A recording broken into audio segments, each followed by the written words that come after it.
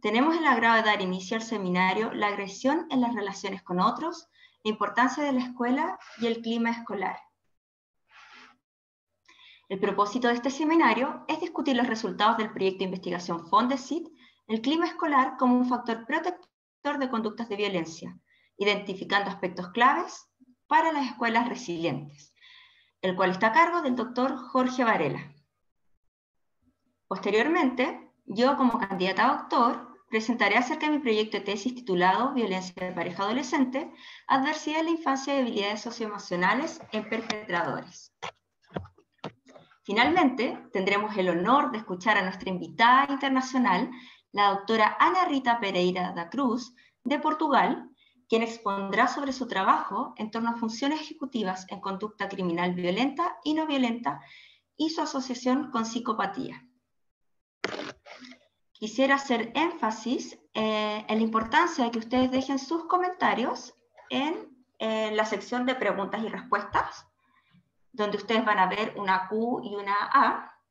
Y por otra parte, comentarles que tenemos a disposición la interpretación de este seminario. Ustedes en su barra inferior de Zoom van a poder ver un globito que dice interpretación y ahí ustedes pinchan y van a poder ver las alternativas de si quieren escuchar en español o en inglés. Les comento eso porque la doctora Ana Rita nos va a presentar en inglés y quizás ustedes prefieran escucharla en español. Bueno, vamos a esperar un par de minutitos o un segundito a ver si se conectan algunas personas más al seminario.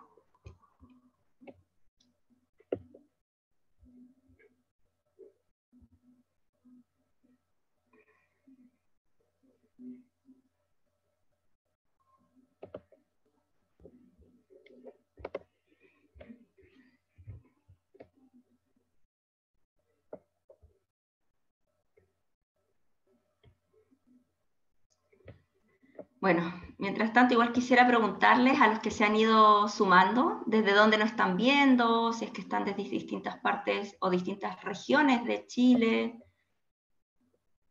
que nos puedan escribir quizás ahí en el chat. Vemos que ya tenemos 71 participantes que han ido entrando, 72. Desde Lima, Perú, nos saludan, desde Ecuador, desde la comuna del Bosque, desde Santiago de Chile, desde Rancagua, Quillota, desde Colombia también nos saludan, desde la comuna de Las Condes, acá en Chile.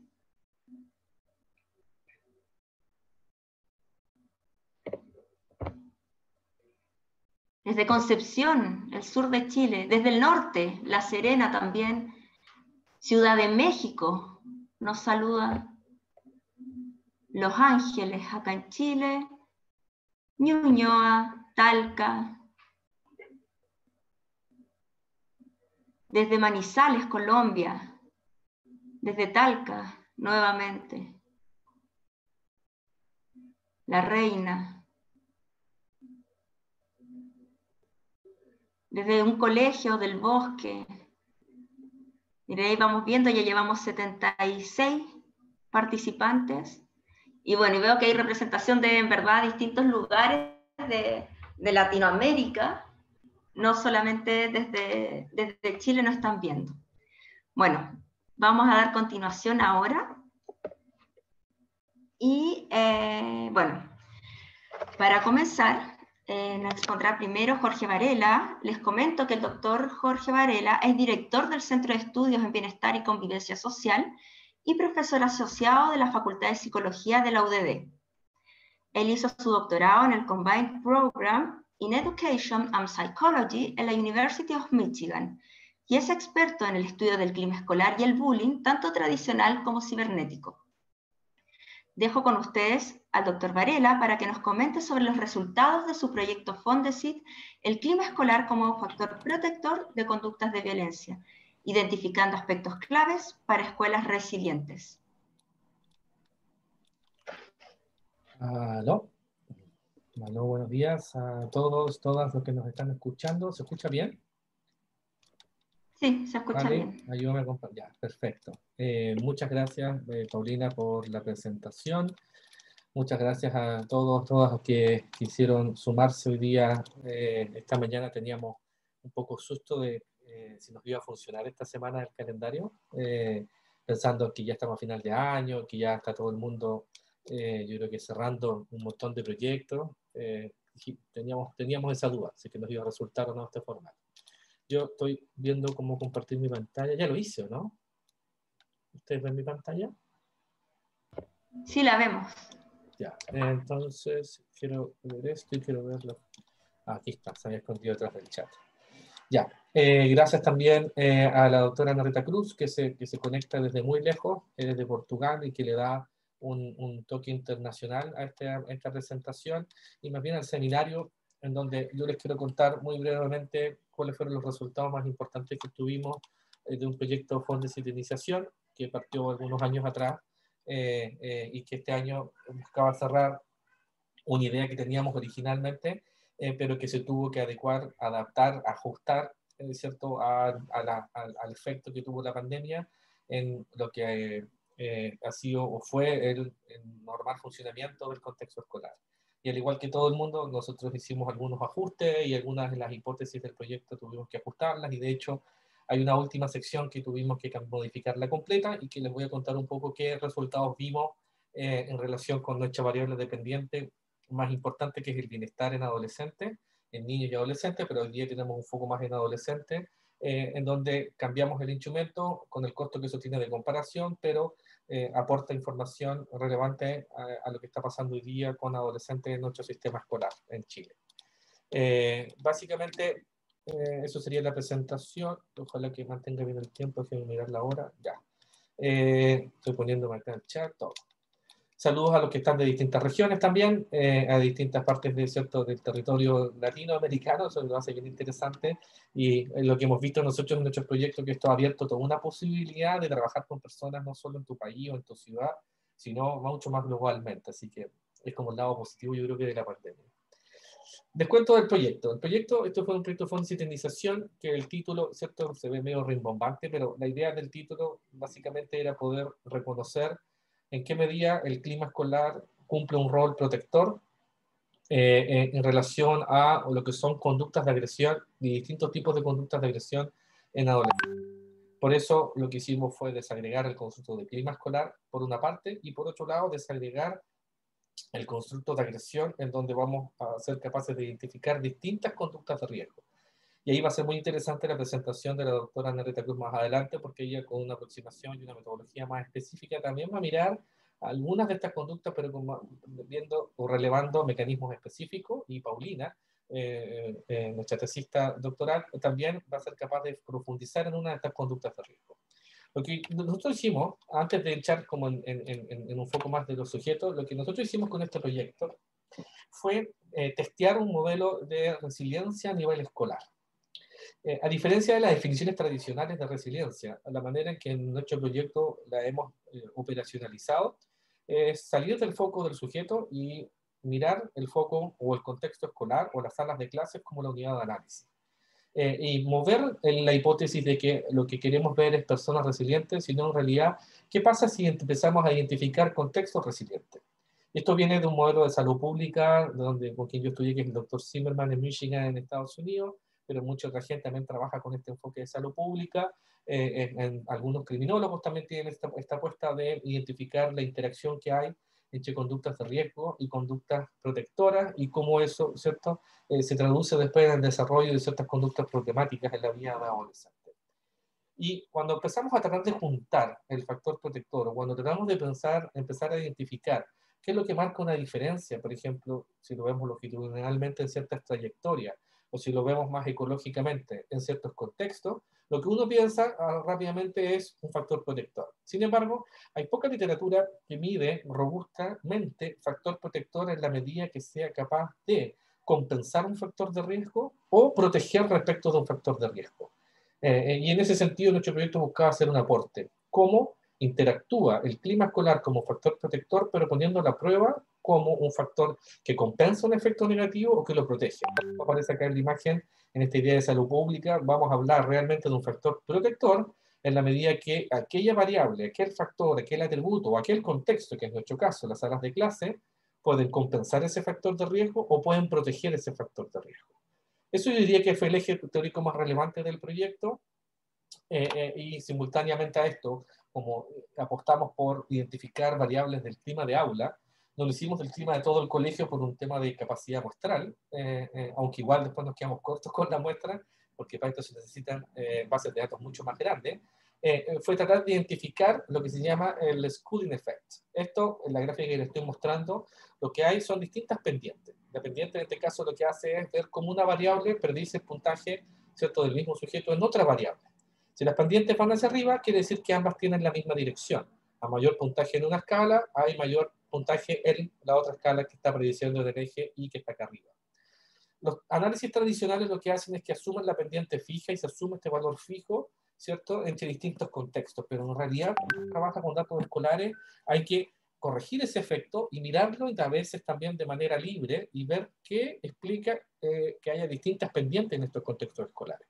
Entonces, lo que hacíamos nosotros en el proyecto y lo que estamos haciendo permanentemente en el equipo de investigación de mi laboratorio es tratar de reconocer qué caracterizaría esos contextos más resilientes, o qué caracterizaría, por ejemplo, pendientes que sean más planas en la medida que logren moderar un factor de riesgo. Entonces, en ese contexto, los últimos estudios que hemos sacado en nuestro grupo de investigación han ido mostrando un poco de evidencia en esta línea, ¿no? Por ejemplo, un trabajo que sacamos de la región metropolitana, con adolescentes en toda la región metropolitana, nos mostraba lo que estoy tratando de decir, aunque no jerárquicamente, pero igual aporta porque va en la dirección que estamos pensando. Es decir, la apuesta nuestra fue en qué medida explicamos conductas antisociales de adolescentes en la RM, y vimos que un predictor importante era la participación, o más bien el vínculo, la cercanía, la interacción que tenían con pares que tenían también conductas de violencia. Sin embargo, ese efecto se moderaba cuando aquel adolescente o aquella adolescente tenía un contacto más significativo con la escuela, y específicamente lo que medíamos acá nosotros era una percepción de apego. Es la percepción de, porque en el fondo lo que utilizamos con las encuestas de autorreporte. Pero lo interesante acá, por ejemplo, opuesto a la tesis de aula segura, que hay que sacar al alumno del colegio cuando tiene conductas de mucha violencia, lo que nosotros estamos mirando acá es el efecto contrario. En la medida que está más apegado a la comunidad escolar, el factor de riesgo sobre la conducta de riesgo se empieza a moderar. Y eso, ¿cierto?, nos da luces a justificar lo que después hicimos durante todos estos años. Otro estudio que hicimos en una comuna, en la RM urbana, donde todos los colegios públicos, porque hicimos análisis en todos los colegios públicos, vimos que en la medida que los estudiantes eran más víctimas de acoso escolar, que es el eje que está acá abajo, su bienestar con la vía, es una escala de bienestar subjetivo, disminuye. Por eso los dos pendientes van hacia arriba. Sin embargo, encontramos un factor en este caso protector. ¿Por qué? Porque en la medida que los estudiantes se sienten más apegados al colegio, y estas otras escalas de bonding, son dos escalas distintas. La anterior era de attachment, esta de bonding, podemos discutir teóricamente con las similitudes y las diferencias, pero aquí lo interesante era que si lo estás pasando mal en la escuela por ser víctima de agresión por parte de tus padres, eso predice menos bienestar. Sin embargo, si estás en una escuela, en un colegio en donde hay una mejor escala de apego escolar, o tu grado de cercanía con el colegio es mayor, ese efecto negativo se compensa. Y no es tan terrible en el fondo ser víctima de acoso escolar. Lo cual nos da luz entonces haber armado el proyecto que hicimos, y que un aprendizaje muy importante para nuestro equipo es que fuimos muy ambiciosos porque metimos muchas escalas, muchas variables que al final era imposible modelar todos estos efectos. Entonces no voy a leer todos los objetivos que están acá. ¿Por qué? Porque se ven mejor en esta figura que está acá. El día nuestra fue, y un aprendizaje muy importante es less is more, como dicen los gringos, es decir, muchas veces reducir la complejidad, porque al final eran muchos parámetros que estimar y que ningún modelo lo podía hacer, ninguna base no teníamos el N suficiente para hacerlo, y que de hecho al final yo les voy a mostrar algunos resultados por algunos de estos paths que están acá, pero al final los estudios que hemos publicado son dimensiones más específicas de este modelo. Pero la idea original era esta, ¿no? La idea original era, supongamos que hay factores de riesgo, aquí son variables sociodemográficas como control a esta altura, que van a predecir distintas conductas de violencia. Acoso escolar cibernético, violencia escolar, que no es lo mismo que acoso, y ya una conducta específica como conducta antisocial que se diferencia de las restantes por ser mucho más extrema. Y como estas, nuestra hipótesis era también se asociaban negativamente tanto con el bienestar como con el rendimiento. Bueno, se podrán imaginar que todos los datos del año 2020 tienen un sesgo gigante, en gran medida por la pérdida de una muestra gigante de datos. Cambiamos la metodología, entonces agrega harto error a la interpretación, y eso es importante reconocerlo cuando miremos los coeficientes de los análisis que hicimos, porque en realidad hay que tener alguna cautela en su interpretación, porque no eran tan confiables por lo que les señalo, ¿no? Aunque igual hicimos los análisis tal como prometimos en el proyecto, pero nuestra idea después es hacer análisis por separado e ir viendo cómo corregimos esto, sobre todo porque perdimos mucha muestra por razones obvias en el último año, ya que muchos colegios por la coyuntura no pudieron seguir participando. Pues la idea nuestra entonces era, tenemos todas estas asociaciones, veamos entonces cómo distintas dimensiones del clima escolar pueden operar compensatoriamente acá, ¿cierto? Mediando las relaciones, o simplemente como un factor protector genérico, llegando de manera directa, ¿cierto?, a la conducta, ¿cierto?, o a la variable dependiente final observada, que son estos ejes que están acá.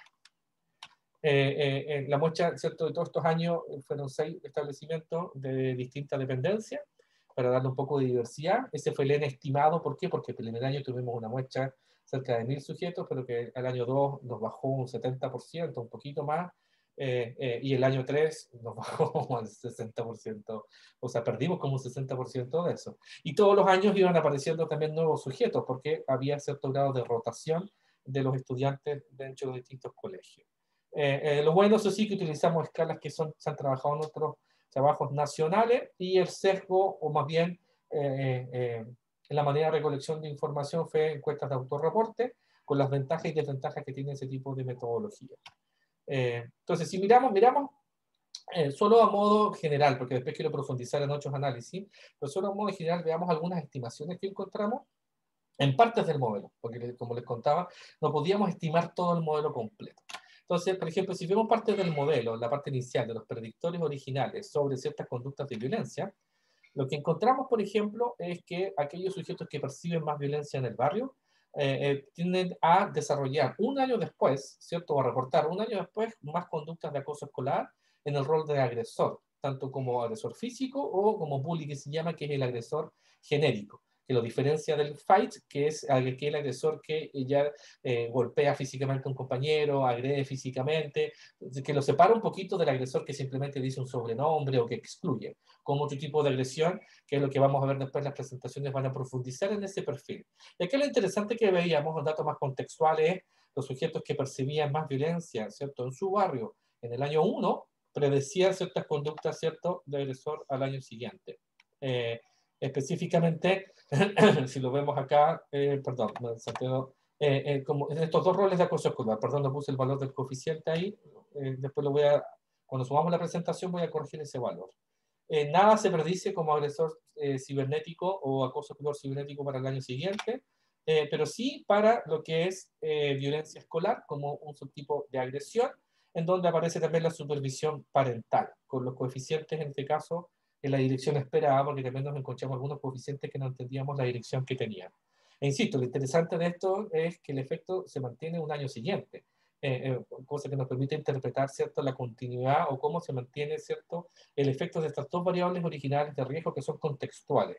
Si bien es la percepción individual, pero es respecto de su contexto. Y lo mismo con conductas antisociales acá, y que es más o menos coherente con la literatura o coherente con lo esperado. Así que me va a encantar después ver la presentación de qué hipótesis podemos cruzar, ¿cierto?, con esta variable más comunitaria versus con este reporte más individual. Si nos vamos al otro lado del modelo, lo que predice el año 2020, acá, como les decía, tengamos mucha cautela porque la muestra acá nos bajó a menos de 300 sujetos. Pero igual hicimos los análisis un poco respondiendo a lo que prometimos originalmente con el proyecto. Y acá un primer resultado que habría que deber mirar con más cautela de nuevo, se asocia cierto ser más acosador, de tener un rol más de acosador escolar, con bienestar, pero si se fijan los coeficientes son distintos, lo cual es contraintuitivo, el de fight en particular, a diferencia, perdón, el de agresor bully genérico es un poco contraintuitivo, ¿no? Y que no encontraran un efecto de víctima también nos llama la atención, porque en muchos otros estudios que hemos hecho, víctima sale permanentemente relacionado con menos bienestar.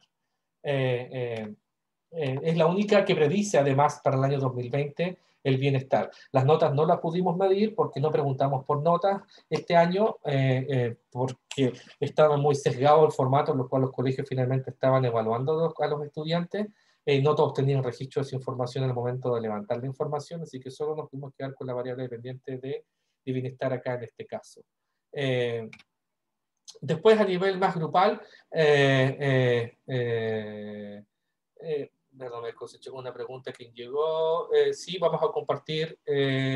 Is possible to receive the studies discussed? Sin ningún problema, podemos compartir todos los estudios. Después nos pueden mandar un correo electrónico o en nuestras redes sociales vamos a publicar todo esto. Después, si nos miramos ahora ya el clima escolar, y acá los análisis que hicimos fueron con análisis jerárquico, es decir, estimamos el efecto anidando el valor de los sujetos por estas 4 dimensiones del clima escolar: convivencia, relación profesor-alumno, apego y valoración de las normas, que creemos que son 4 dimensiones distintas del acoso escolar. Y acá encontramos un efecto interesante en este sentido, ¿cierto? En relación con lo que les digo, ¿no? Como distintas dimensiones del clima sí pueden compensar algunas de estas conductas de acoso escolar, lo cual es un indicio positivo para lo que vamos a mirar después. También con acoso escolar cibernético, con muchas subdimensiones en específico, con violencia escolar. ¿Se fijan que es consistente algún tipo de efecto? Después vamos a mirar con más detalle cuál es ese efecto, pero sí, personalmente en mi cabeza me gusta lo que estamos viendo porque nos permite ir mirando, ¿cierto? Después con más detalle cada una de estas dimensiones, que es lo que les voy a mostrar después con un par de estudios que terminamos, y hay otros 2 que están en la mitad de un submission. El siguiente, ¿cierto?, modelo, que era el más desafiante, era el famoso cross-level interaction, que es decir, el factor de riesgo, ¿cierto?, sobre la conducta de riesgo. En este caso es cross-level. ¿Por qué? Porque ¿qué pasa si la relación de un predictor del individuo sobre su conducta de riesgo, esta es moderada por alguna variable de la sala de clases? Que era la más ambiciosa. ¿Por qué? Por un tema muestral en nuestro caso, porque teníamos, a pesar de que eran 1000 sujetos, igual pocas salas de clase, que es donde anidamos los sujetos. Pero igual lo hicimos tratando de estimar, ¿cierto?, si encontramos un efecto. Por eso yo muevo acá el efecto y se ve, ¿cierto?, cómo las variables de sala de clase explican la relación. Y en realidad acá solamente encontramos un efecto para una variable de riesgo, que es autorreporte de consumo de drogas ilícitas sobre conductas de acoso escolar cibernético, y que aquí las normas de convivencia tendrían un rol en una medida compensativa para el año, entonces el año 2018-2019, porque teníamos una muestra más grande. Entonces, pero como les contaba, teníamos, ¿cierto?, la duda ahora de cómo interpretábamos todos estos coeficientes, porque el modelo completo era muy complejo de analizar finalmente. Todo el tiempo empezamos a pensar, ya, ¿qué plan B, qué alternativa, cómo lo podemos hacer? Entonces, si no, vamos a ver todo el modelo completo. Y lo que hemos ido haciendo, en base a la hipótesis original del estudio, ¿no?, de escuelas resilientes, es hacer análisis o cross-seccionales o longitudinales con 2 olas y con algunas variables de interés, porque era imposible estimar todas las variables. Entonces, un trabajo que acabamos de publicar, por ejemplo, en esta misma línea, buscaba identificar qué predice el bienestar. La escala que utilizamos nosotros de bienestar se llama Student Life Satisfaction Scale, que es una escala multidimensional que mide distintos aspectos en realidad es un aspecto genérico del grado de satisfacción con la vida. Y los adolescentes reportan en un reporte cognitivo, ¿cierto?, de cuán contentos y satisfechos están con su vida en general. Hay otras escalas que miden distintas dimensiones, en este caso es genérico. ¿Qué es lo que vimos en este trabajo? Una primera hipótesis era: ¿importa el clima escolar sobre ciertas conductas y estas con bienestar? Importa el clima escolar, ¿cierto?, porque predice conductas antisociales y rendimiento académico, y ambas predicen, o se asocian más bien, porque no es longitudinal este estudio, se asocian con un mayor bienestar o menor bienestar según corresponden. Y lo interesante de este trabajo es que 2 dimensiones del clima escolar: uno es poder participar activamente en las normas de mi sala de clase y en las normas de convivencia de mi colegio, no se asocia con rendimiento académico, pero sí se asocia con menos conductas antisociales. Lo cual es muy interesante. La pregunta de si hacemos participar a los jóvenes en la construcción de las normas pareciera tener un efecto más en su conducta que en su rendimiento. A diferencia de la otra, cierta dimensión, podríamos hablar de participación, de escuchar a los estudiantes, sí se asocia más con rendimiento académico, pero no con conductas antisociales. Lo cual después nos permite hipotetizar que parecen haber 2 mecanismos distintos, ¿cierto?, para estas 2 dimensiones del clima. Pero lo importante es que ambas 2, el rendimiento y las conductas antisociales, sí se asocian con bienestar, que es algo que nos preocupaba a nosotros, ¿cierto?, como tener insumos para poder predecir esta variable. Otro trabajo en esta misma línea, y aquí sí lo hicimos longitudinal, y que está ahora en una segunda hora de revisión, y si todo va bien debería ser liberado en marzo, en un special issue de salud, salud escolar. Veíamos cómo distintas dimensiones del clima, apego, bonding y satisfacción con la escuela, ¿cierto? En el año 1 se asocian durante ese mismo año con conductas de acoso escolar, tanto como víctima y victimario, y cómo estas predicen un año después los niveles de satisfacción del sujeto, que es la misma escala, la SLSS. Lo interesante es que encontramos un efecto, el modelo se ajusta bien, encontramos entonces lo que pasaba en el año 1, predice lo que pasa en el año 2, o se asocia con lo que pasa en el año 2, con los jóvenes en este caso, tanto para hombres como mujeres, controlando también por la edad, pero específicamente para las víctimas acá, una menor asociación con satisfacción con la vida. Y de nuevo, bonding, apego a la escuela, satisfacción con la escuela se asocia indistintamente con los víctimas, con los victimarios de una manera diferente. Lo cual, de nuevo, aporta cierta información a lo que les menciono, que nos interesa identificar elementos específicos del clima escolar. Un tercer estudio, también longitudinal, y acá sí logramos hacer un efecto jerárquico. También está en revisión, en una segunda revisión, que ya no depende de uno. Nosotros deberíamos, si mandamos todo en enero, yo creo que en marzo, abril debería estar, ¿cierto?, saliendo liberado este estudio, porque ya depende de los editores de la revista, pero ya pasamos una ronda de revisión, así que yo creo que estamos confiados en que salga este producto. Es predecir involucramiento escolar, que están acá estas dos escalas de involucramiento psicológico y cognitivo, que es una subdimensión para algunos del clima escolar, otros lo distinguen como student engagement, es otro constructo totalmente distinto. Veíamos que las dinámicas de acoso escolar, tanto como víctima como victimario, predicen el engagement un año después, pero lo más interesante para nosotros era a nivel de sala de clases. Aquellos estudiantes que estaban en la sala de clases, que en promedio reportaban mayor apego escolar, predecía un año después un mayor involucramiento cognitivo. Lo cual era una buena noticia para nosotros, proveer evidencia de cómo una dimensión del clima escolar en específico se asocia con un output positivo. Si bien no era bienestar, pero student engagement creemos que va en esta misma línea de lo que queremos, ¿cierto?, ir analizando.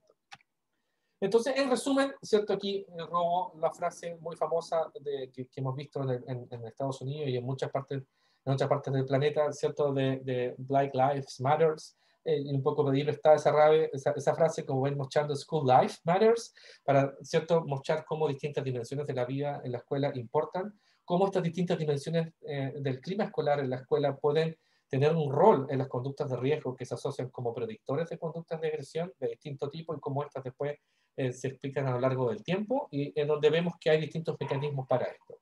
Entonces, el camino para nosotros ahora y lo que se viene, y vamos a ir liberando todos esos estudios, ya los voy a mostrar en nuestras redes sociales para si nos quieren seguir, pueden ir viendo lo que vamos liberando, es profundizar más en el espacio virtual, porque apareciera ser una unidad bien única y diferente a lo que pasa en la sala de clase y salud mental.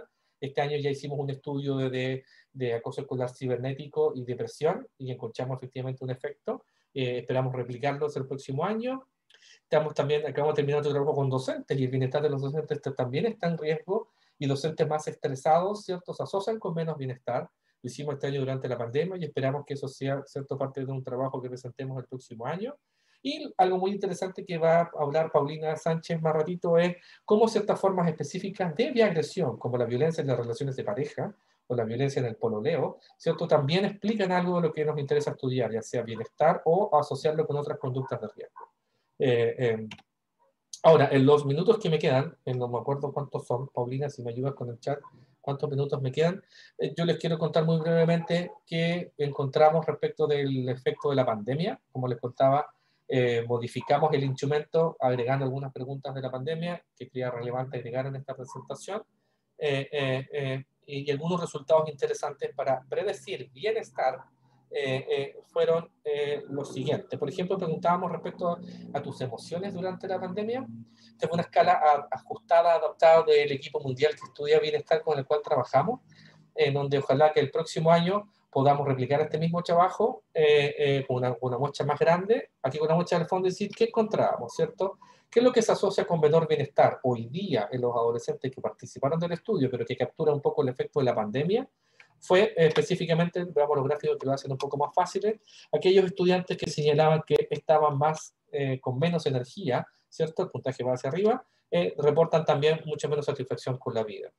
o estudiantes, ¿cierto?, de esta misma línea que reportan estar, esto es igual para hombres y mujeres, o estudiantes que reportan estar menos felices o más infelices, van a reportar también menos bienestar, ¿cierto? Como un factor de riesgo a lo que sería este contexto de la pandemia, y las emociones que esto está generando, y específicamente estas dos emociones son las que se asocian significativamente con bienestar, en la misma escala que hemos estado utilizando para todos los 8 estudios que les he ido mostrando. Agregamos muchas escalas de victimización, pero nada de eso resultaba significativo, y además aquí el N era mucho menor al N que teníamos en los años anteriores. Esto es igual para hombres y mujeres. Preguntábamos también respecto de la percepción de apoyo según distintos actores, y acá era, para nosotros era interesante mirar, ¿cierto?, entre comillas, ecológicamente, los distintos actores que pueden ser relevantes para la vida de un adolescente. ¿Y qué encontramos, por ejemplo, acá cuando veíamos esto y analizamos si estas variables predicen bienestar? Era muy interesante, en donde la única que resultaba ser significativa era el apoyo de la familia. Específicamente aquellos estudiantes que percibían tener un mayor apoyo de su familia durante la pandemia, se asocian con un mayor nivel de bienestar. Lo cual es muy interesante porque a raíz del contexto de la pandemia, ¿es cierto?, nuestro estudio entonces habría que parafrasearlo durante este año, ¿no? School life matters, claro, en general, pero en este contexto de confinamiento, pareciera ser entonces que el contexto proximal más significativo, y es coherente verlo así también, ¿cierto?, es la familia. Y acá era muy interesante, si comparamos todos estos actores relevantes para la vida de los jóvenes, la familia era lo único que predecía o se asociaba con un mayor bienestar, tanto para hombres como para hombres y mujeres. Y finalmente, ¿cierto?, otro resultado interesante que vimos de la dimensión de actividades escolares, es decir, ya, la familia importa mucho, ¿cierto? Pero ¿qué pasa si miramos y hacemos un suma de distintos aspectos de la vida escolar, hipotetizando aquellos que pudieron tener algún tipo de contacto con la vida en la escuela, ¿cierto? En este caso, lo que veíamos que se asociaban más variables, ¿cierto? Específicamente, aquellos adolescentes que señalaron que podían, ¿cierto?, tal como sale acá, ¿no?, que podían haber realizado sus tareas durante el periodo y abajo está el ítem para que se entienda bien el valor, aquellos estudiantes que, a pesar de todo esto, pudieron haber realizado sus tareas escolares, miren lo interesante, se asocia positivamente con bienestar. Entonces, si bien la familia es el vector más importante de la vida en la escuela, o seguir teniendo la vida en la escuela sigue siendo, o también resulta una variable, ¿cierto?, positiva para predecir un mayor bienestar. Lo mismo, pero aquí con el sentido opuesto. Aquellos que se han sentido menos desmotivados, ¿cierto?, la pendiente va hacia abajo, también se asocia con bienestar subjetivo en la infancia. Ojo, desmotivado con las tareas escolares o con las actividades escolares. Y finalmente, de nuevo aparece, ¿cierto?, la familia dentro de la vida en la escuela, pero igual se parafrasea de nuevo si has podido hablar con tu familia respecto a lo que es la pandemia. Aparece de nuevo este efecto, ¿cierto?, de cómo school life matters y la familia pareciera también importar. En síntesis, lo que quisimos hacer con este proyecto, ¿cierto?, es poder mirar distintas dimensiones del clima escolar, cómo se asocian con conductas de agresión de distinto tipo y cómo estas predicen bienestar. Y el producto, yo creo, más interesante van a ser los distintos trabajos por separado que ya les presenté, que liberamos algunos, y yo estimo que un par más de estos artículos van a ser liberados en 2021, que ya les voy a mostrar una serie de redes a las cuales ustedes pueden acceder a esta, ya sea escribiéndome a mí por correo electrónico o a las redes de nuestro equipo de investigación, donde queremos ir liberando toda esta información. Ahora, todo esto no hubiese sido posible, obviamente, sin los colegios que quisieron participar, y un abrazo y un agradecimiento gigante a ellos, porque no fue un año difícil, o sea, los 3 años fueron años complejos. El año pasado tuvimos el estallido social en Chile, este año la pandemia al igual que el resto del mundo, entonces gracias a los que, a pesar de todo esto, siguieron participando y nos ayudaron un poco a generar más conocimiento sobre el tema.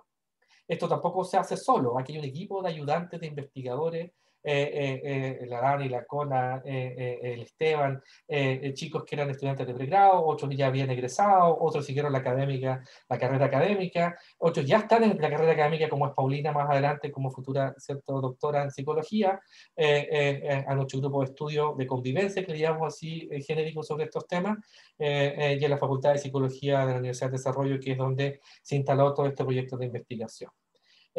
¿Dónde hacemos difusión de todo esto? Hay distintas alternativas. Está la página web del CEPS, que es el centro donde yo trabajo, a pesar de que somos más viejitos, tratamos de ser un poco millennials. Entonces está nuestro Facebook, está nuestra Instagram, si nos quieren seguir. Ahí vamos a ir liberando los estudios, ahí vamos a subir todas las presentaciones de hoy, por ejemplo. Así que los invito a poder seguirnos activamente. Y como les decía, nuestra promesa, y también lo comprometimos con Fondesit, es liberar esta información en el corto plazo en relación con esto. ¿Ya? Eso, muchas gracias. Yo creo que al final vamos a un espacio de discusión, de preguntas con los otros panelistas para que podamos escuchar las otras presentaciones.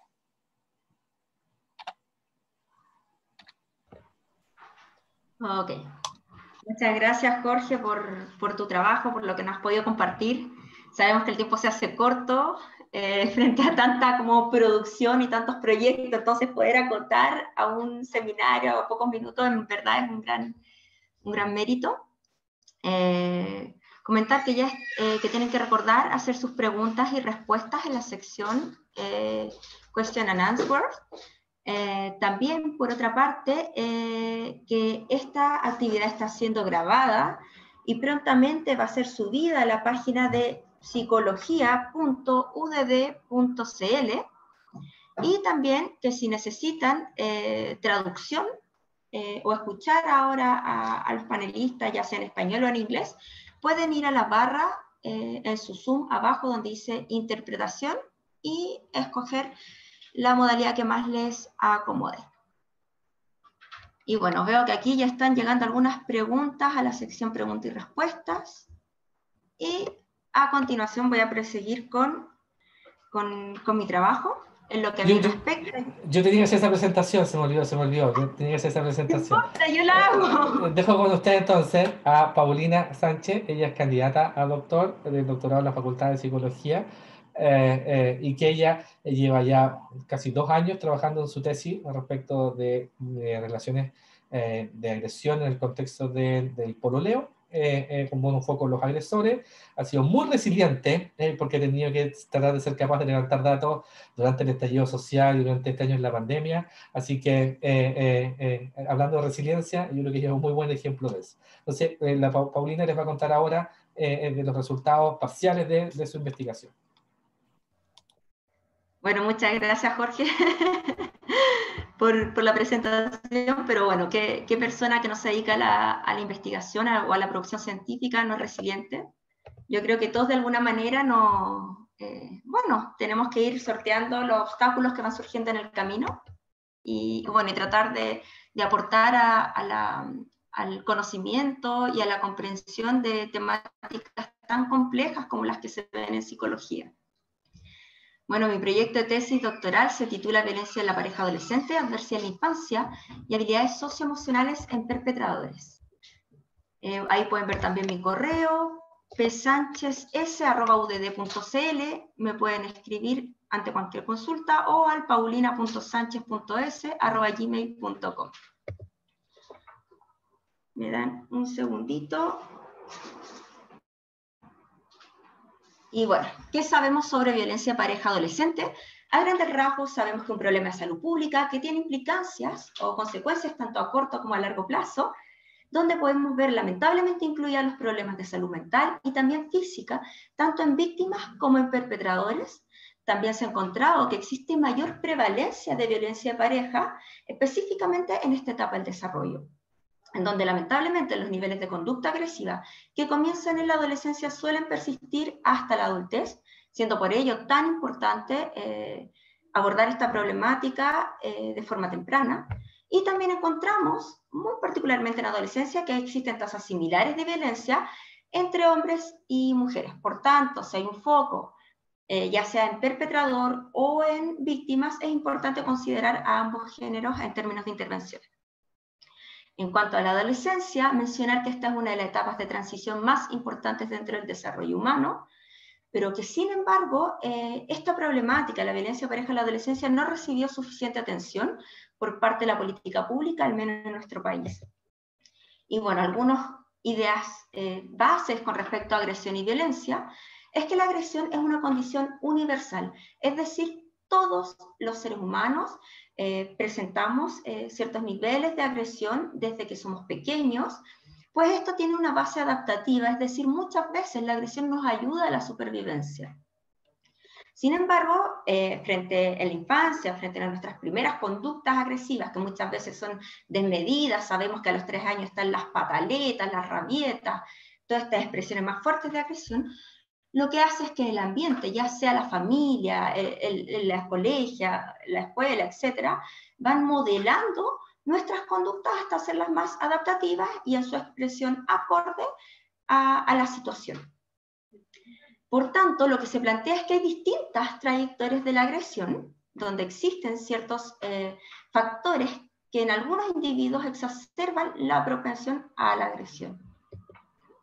Y bueno, en esta misma línea sobre la influencia del ambiente sobre la conducta, no vamos a detallar este gráfico porque tiene elementos un poco más específicos, podemos decir que el ambiente influye en nuestra conducta modificando nuestros esquemas cognitivos y las creencias que nosotros tenemos. Nuestras expectativas con respecto al mundo, con respecto a nuestras relaciones interpersonales, expectativas con respecto a las relaciones de pareja, los esquemas del mundo, nuestras creencias, nuestras normas, nuestros valores, todo eso va siendo como un marco que incide en nuestra conducta. Y por otra parte, el ambiente, lo que nosotros vamos aprendiendo mediante la socialización, también influye en nuestra disposición emocional, es decir, no solamente en nuestros contenidos cognitivos más conscientes, sino que también en nuestro estado emocional sobre el cual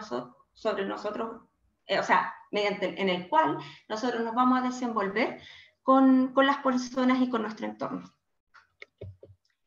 ¿Y qué se ha encontrado con respecto a los ambientes y la agresión? Es que los ambientes que son hostiles, amenazantes, o cuando existe maltrato en la infancia, crianzas frías, impredecibles, inciden en el desarrollo de la agresión reactiva.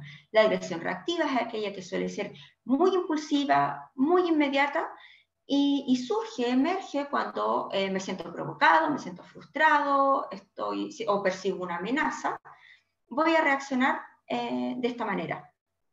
Pero por otra parte, hay algunos ambientes que si bien no son de maltrato, tienden a validar el uso de la agresión como un medio para alcanzar ciertas metas. Entonces, fomentan la agresión, la validan, refuerzan las conductas agresivas y eso incide en el desarrollo de agresión proactiva.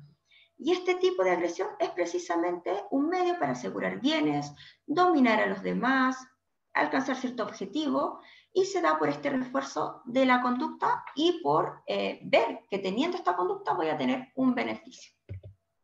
Con respecto a la agresión reactiva, también se ha encontrado que está relacionada en estos sujetos que vienen de este tipo de ambiente con problemas en la regulación emocional, falta de atención, problemas en el funcionamiento social y social cognitivo y también sesgos atribucionales hostiles. Y por otra parte, cuando encontramos agresión proactiva, esta se ha encontrado, como les mencionaba anteriormente, asociada a expectativas positivas de resultado y autoeficacia de la agresión. Ahora, bajando, puntualizando un poco más a lo que es la perpetración en la violencia de pareja, en verdad hay un gran abanico de teorías causales, pero yo quisiera enfocarme solamente en 3. Por una parte, las teorías de transmisión intergeneracional, por otra parte, las teorías psicológicas ya de nivel individual y en tercer lugar, las teorías biológicas. Con respecto a la primera de ellas, lo que se ha planteado es que aquellos sujetos que son perpetradores de pareja tienen como origen del desarrollo de su agresión experiencias familiares en la infancia. Y de hecho se ha encontrado que aquellos adolescentes que han tenido algún tipo de historia de maltrato en la infancia presentan mayor probabilidad de ser perpetradores o de ser víctimas en sus relaciones de pareja.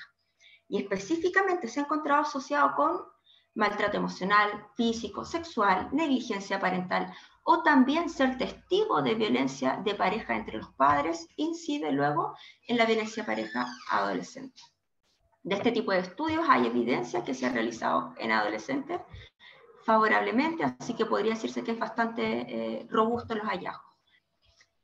Sin embargo, por otra parte, encontramos las teorías de nivel individual o más bien los estudios tipológicos. Estos son estudios que se centran en definir o caracterizar tipos de rasgos de personalidad que estarían asociados a la perpetración hacia la pareja. Y hay evidencia al respecto que se encontrará en población adulta. Sin embargo, se han hecho algunos intentos por caracterizar a los adolescentes perpetradores.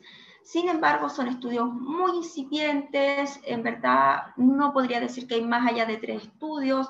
No todos incluyen el nivel ambiental y el nivel individual dentro de estas caracterizaciones. Entonces, realmente no tenemos mucha evidencia al respecto.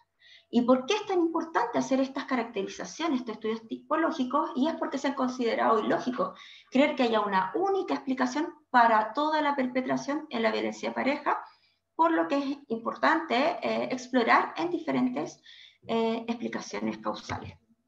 Y en tercer lugar, encontramos las teorías biológicas, que se encuentran muy vinculadas en el estudio de lo que es el funcionamiento cognitivo, y que se ha encontrado en perpetradores adultos, en que estos tienen ciertas tendencias a deficiencias en el procesamiento de información social, también problemas en términos de impulsividad, problemas atencionales, entre otros, y también específicamente, y esto otro, sí hay hallazgos también en la adolescencia, en que se ha encontrado la inhabilidad para reconocer las emociones de los demás mediante sus señales faciales y el sesgo de atribución hostil. ¿A qué nos referimos con sesgo de atribución hostil? A que las personas que son perpetradoras distinguen o leen hostilidad en los otros con mayor frecuencia de lo que lo perciben personas que no son perpetradoras, ¿ya? Entonces tienden a leer el entorno, su ambiente de forma hostil. Y en cuanto a la inhabilidad para reconocer emociones en los demás mediante señales faciales, por ejemplo, en una relación o en un encuentro interpersonal, por ejemplo, si hay una situación agresiva, una situación violenta, en que, por ejemplo, yo estoy discutiendo con el otro y le reclamo y le digo cosas, cuando una persona es perpetradora, las señales faciales, por ejemplo, del malestar que está teniendo el otro, las va a percibir de forma retardada. O cuando la expresión emocional del otro sea demasiado marcada, demasiado intensa, y no en toda la gradiente previa que me está dando la comunicación o el lenguaje no verbal del otro mediante sus expresiones faciales. Por tanto, esto en verdad puede ser un gran problema porque, por ejemplo, cuando hay violencia, no me voy a estar dando cuenta de que en verdad estáis causando un gran daño al otro cuando ya esto ya va a estar hecho, y no voy a ser capaz de regular mi conducta de forma previa o en el momento adecuado. Por tanto, dado esta revisión de literatura, me planteé el siguiente problema de investigación, y es que si bien se han vinculado aspectos del ambiente familiar en la infancia, como hablamos, la negligencia, las creencias sobre el uso de violencia, el abuso, el maltrato, etc., esto se ha vinculado con la perpetración de pareja en la adolescencia, no se ha hecho, estos elementos no se han vinculado con lo que es el estudio de la caracterización de los perpetradores en términos de habilidades de procesamiento de información frente a estímulos de contenido emocional como los que yo les mostraba anteriormente. Y tampoco se ha hecho una caracterización o una tipología de los adolescentes perpetradores de pareja según estos dos tipos que veíamos hace un momento atrás, de violencia reactiva y violencia proactiva. Por tanto, yo propuse este modelo, donde por una parte tendríamos un nivel que tendría que ver un funcionamiento cognitivo o reactividad emocional diferenciada en los perpetradores, que estaría vinculado a estos elementos de experiencia en la infancia, procesamiento de información emocional, y otro nivel es la disposición que yo tengo hacia la agresión, que vendría dado por estos ambientes de refuerzo, de legitimación de la violencia, que influiría en las actitudes sobre el uso de violencia de la pareja.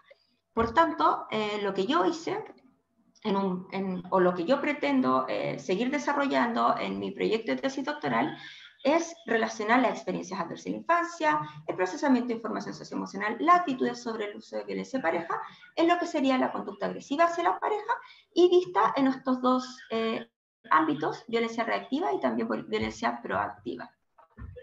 Bueno, acá está el objetivo general, pero es básicamente lo que les acabo de mencionar.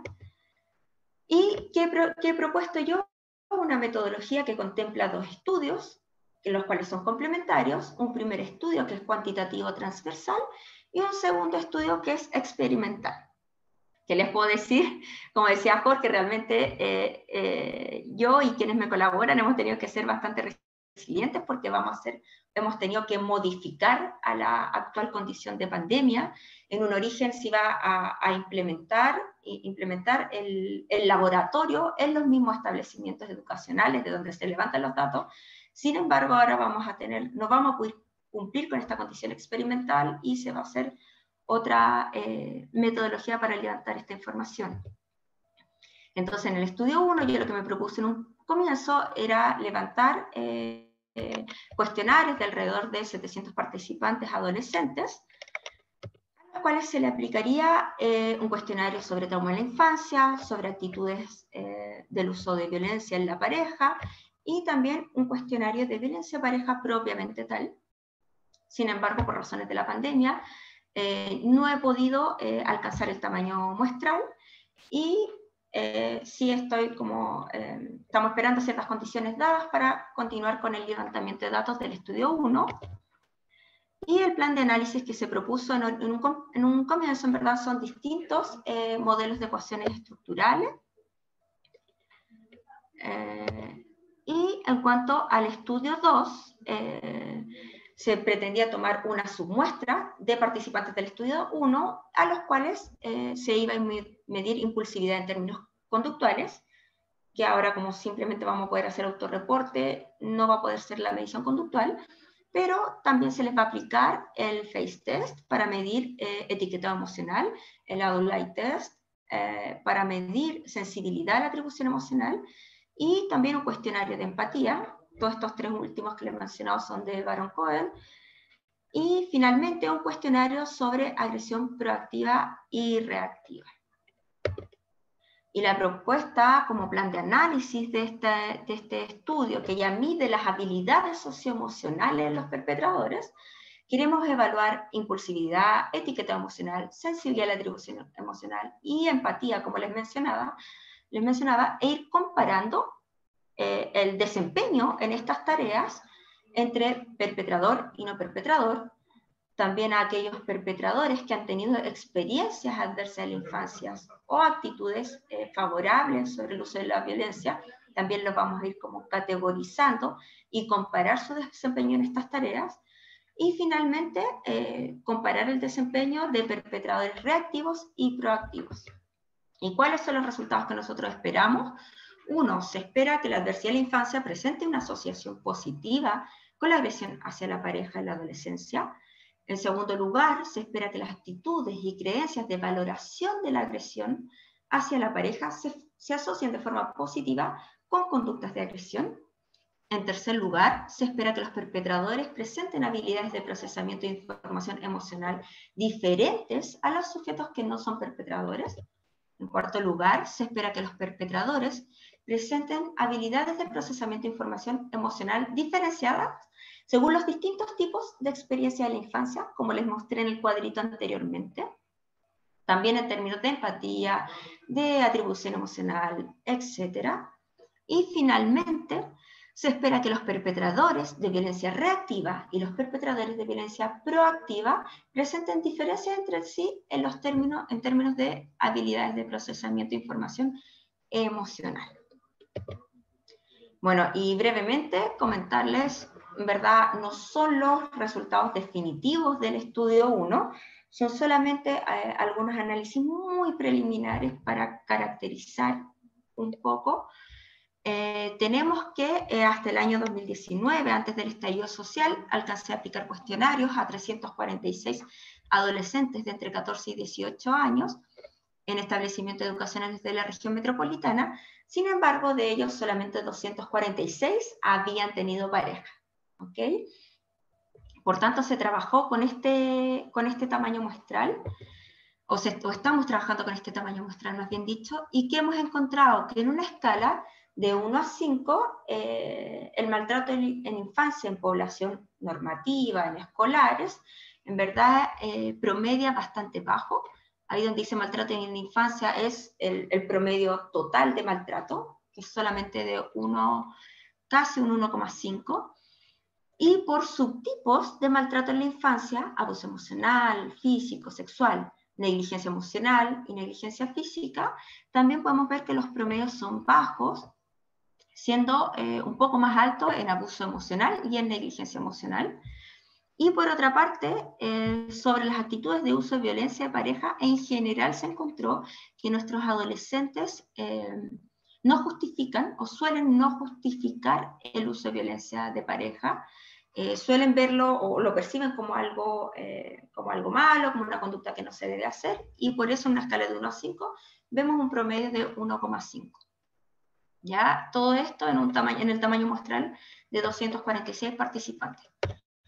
Sin embargo, algo que llama a la vista la atención es que el tamaño muestral, en cuanto al cuestionario de violencia de pareja, disminuye la respuesta. Hubieron bastantes participantes que omitieron ese cuestionario. Sería interesante evaluar qué pasó ahí, por qué no reportan o mencionan respecto a cuando han sido víctimas o han sido perpetradores de violencia de pareja.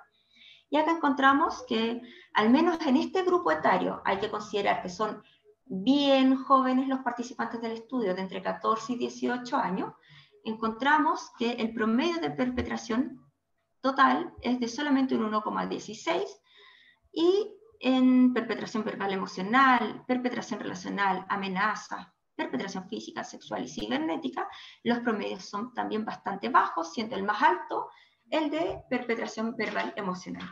Cabe mencionar que la mayoría de estos estudios de violencia de pareja adolescentes suelen hacerse más en universitarios, ¿ya? Y por eso es tan importante o tan relevante poder, o lo otro que hacen es mezclar también a los adolescentes medios, a los de 15 años, con adolescentes tardíos o prácticamente adultos que tienen 29 años. Por eso en ese tipo de estudios se encuentran prevalencias mucho más altas, promedios mucho más altos, pero si nos enfocamos solamente en los adolescentes medios, es interesante también poder ver cómo, sondear cómo están sus resultados y cómo puntúan en este tipo de pruebas. Y en cuanto a hacer algunas correlaciones muy básicas, encontramos que la edad está asociada negativamente con las actitudes de uso de violencia en la pareja, es decir, cuando son más pequeños, ellos justifican más el uso de violencia de pareja. Sin embargo, cuando son más grandes o más mayores, se van dando cuenta que el uso de la violencia no es justificada bajo ningún ámbito. Y también, en cuanto a género, se encontró una correlación entre el género y la perpetración hacia la pareja. Ahora, cuando vemos los puntajes de maltrato en la infancia, vemos que el maltrato se correlaciona tanto con las actitudes del uso de la violencia y, por otra parte, también con las conductas de perpetración propiamente tal.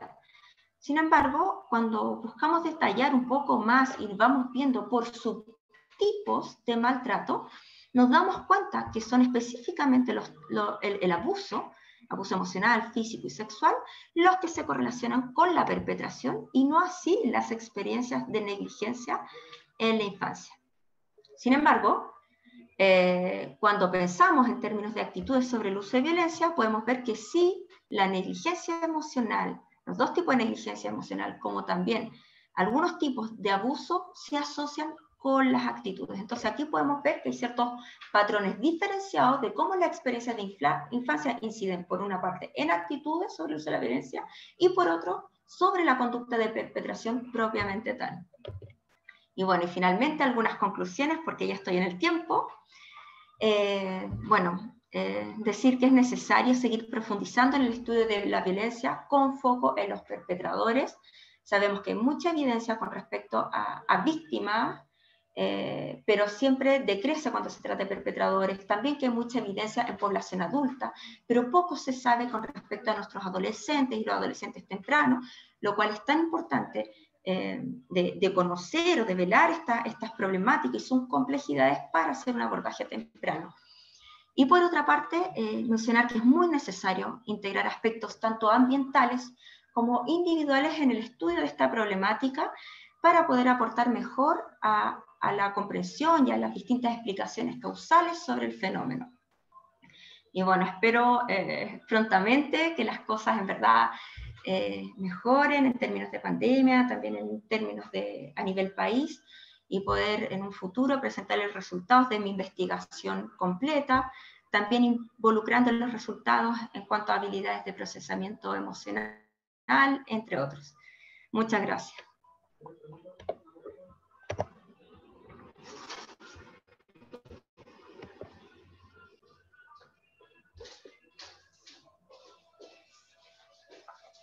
Y bueno, sin más preámbulo, finalmente les quiero presentar a la doctora Ana Rita Pereira da Cruz, quien nos acompaña desde Portugal.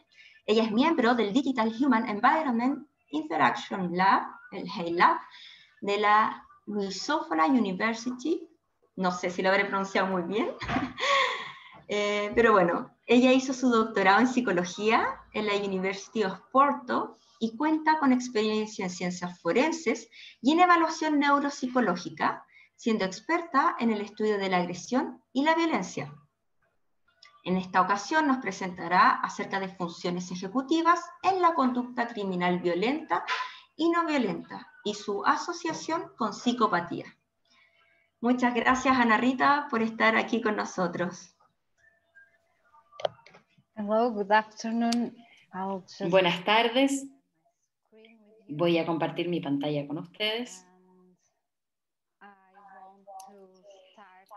Y bueno, quiero empezar agradeciéndole a Paulina y a George por su invitación para estar acá.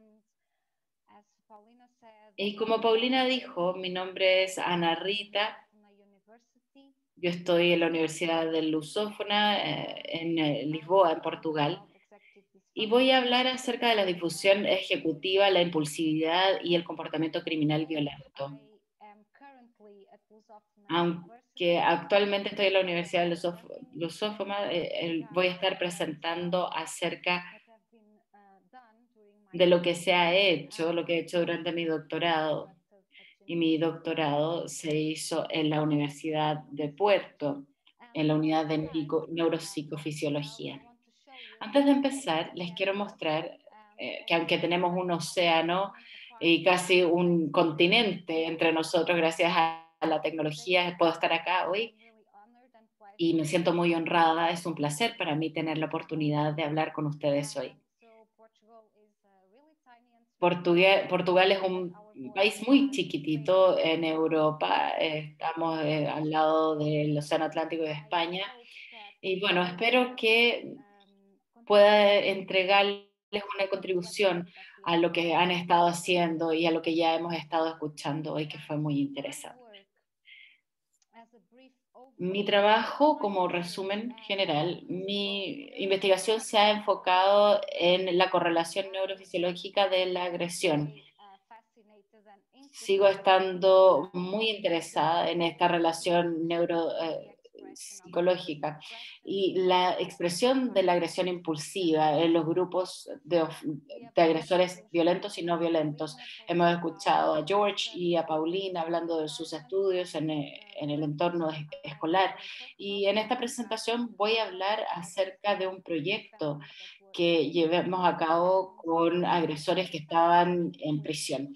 Entonces voy a empezar a revisar primero la literatura en cuanto a las disfunciones ejecutivas y también ver una correlación que existe con violencia, con agresión, con apatía, y también en la parte de resultados voy a describir el diseño metodológico y los principales hallazgos que hemos tenido en esta relación entre impulsividad y violencia, y después vamos a tener una discusión general, conclusiones de qué podemos hacer a partir de acá.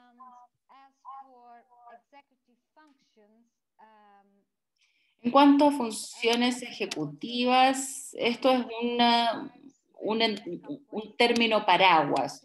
Describe diferentes procesos y subprocesos que están requeridos si es que queremos modificar nuestro comportamiento en cuanto a información reciente, generar estrategias o secuencias para otras acciones futuras.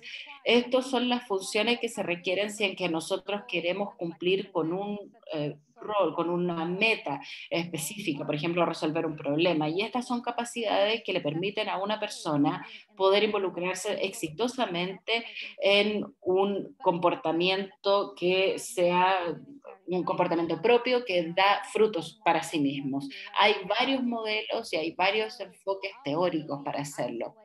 Entonces, ¿cómo vamos a aislar estos procesos ejecutivos de otras funciones mentales? En mi proyecto de investigación, yo seguí lo que Miyake y su colaborador como los tres componentes ejecutivos que están basados en un modelo bien definido y empírico. Por lo tanto, este componente tiene que ver con cambiar, actualizar e inhibir, de acuerdo a los autores y su trabajo que hicieron en el año 2000. Ellos enfatizaron que el enfoque en estas tres habilidades no era simplemente porque ellos pensaban que eran las tres únicas funciones ejecutivas, no era por eso, sino que porque estas eran las que se discutían de forma más común y que se medían de forma más común. Entonces, el cambio, la actualización y la inhibición tienen que ver con nuestras funciones de más bajo nivel. Ellas pueden ser operadas de una forma bien precisa. Por lo tanto, nosotros también sabemos, de acuerdo a estos autores, que hay una cantidad de tareas cognitivas bastante simples que se cree que son las que van a gatillar cada una de las funciones. Y en tercer lugar, y quizás lo más importante, es que estas tres funciones van a estar implicadas en el desempeño de tareas ejecutivas más complicadas, como por ejemplo aquellas que requieren planificación o que requieren de secuenciamiento para poder tener pasos o etapas en una función. Cuando nosotros hablamos de cada una de estas funciones,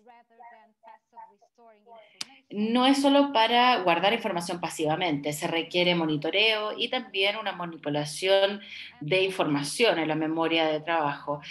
Eso en actualización. En el cambio, estamos hablando de la capacidad de hacer cambios entre una tarea y otra, o varias tareas, o operaciones, o configuraciones mentales. Nos permite entonces salir de una tarea poco importante y activarnos en otra inmediatamente que es más importante. Y en cuanto a la inhibición es la acción de inhibir deliberadamente o de saltarse la tendencia de producir una respuesta conductual prepotente o inapropiada. La literatura ha demostrado que necesitamos innovar en estos pensamientos para poder pensar antes de actuar de forma agresiva.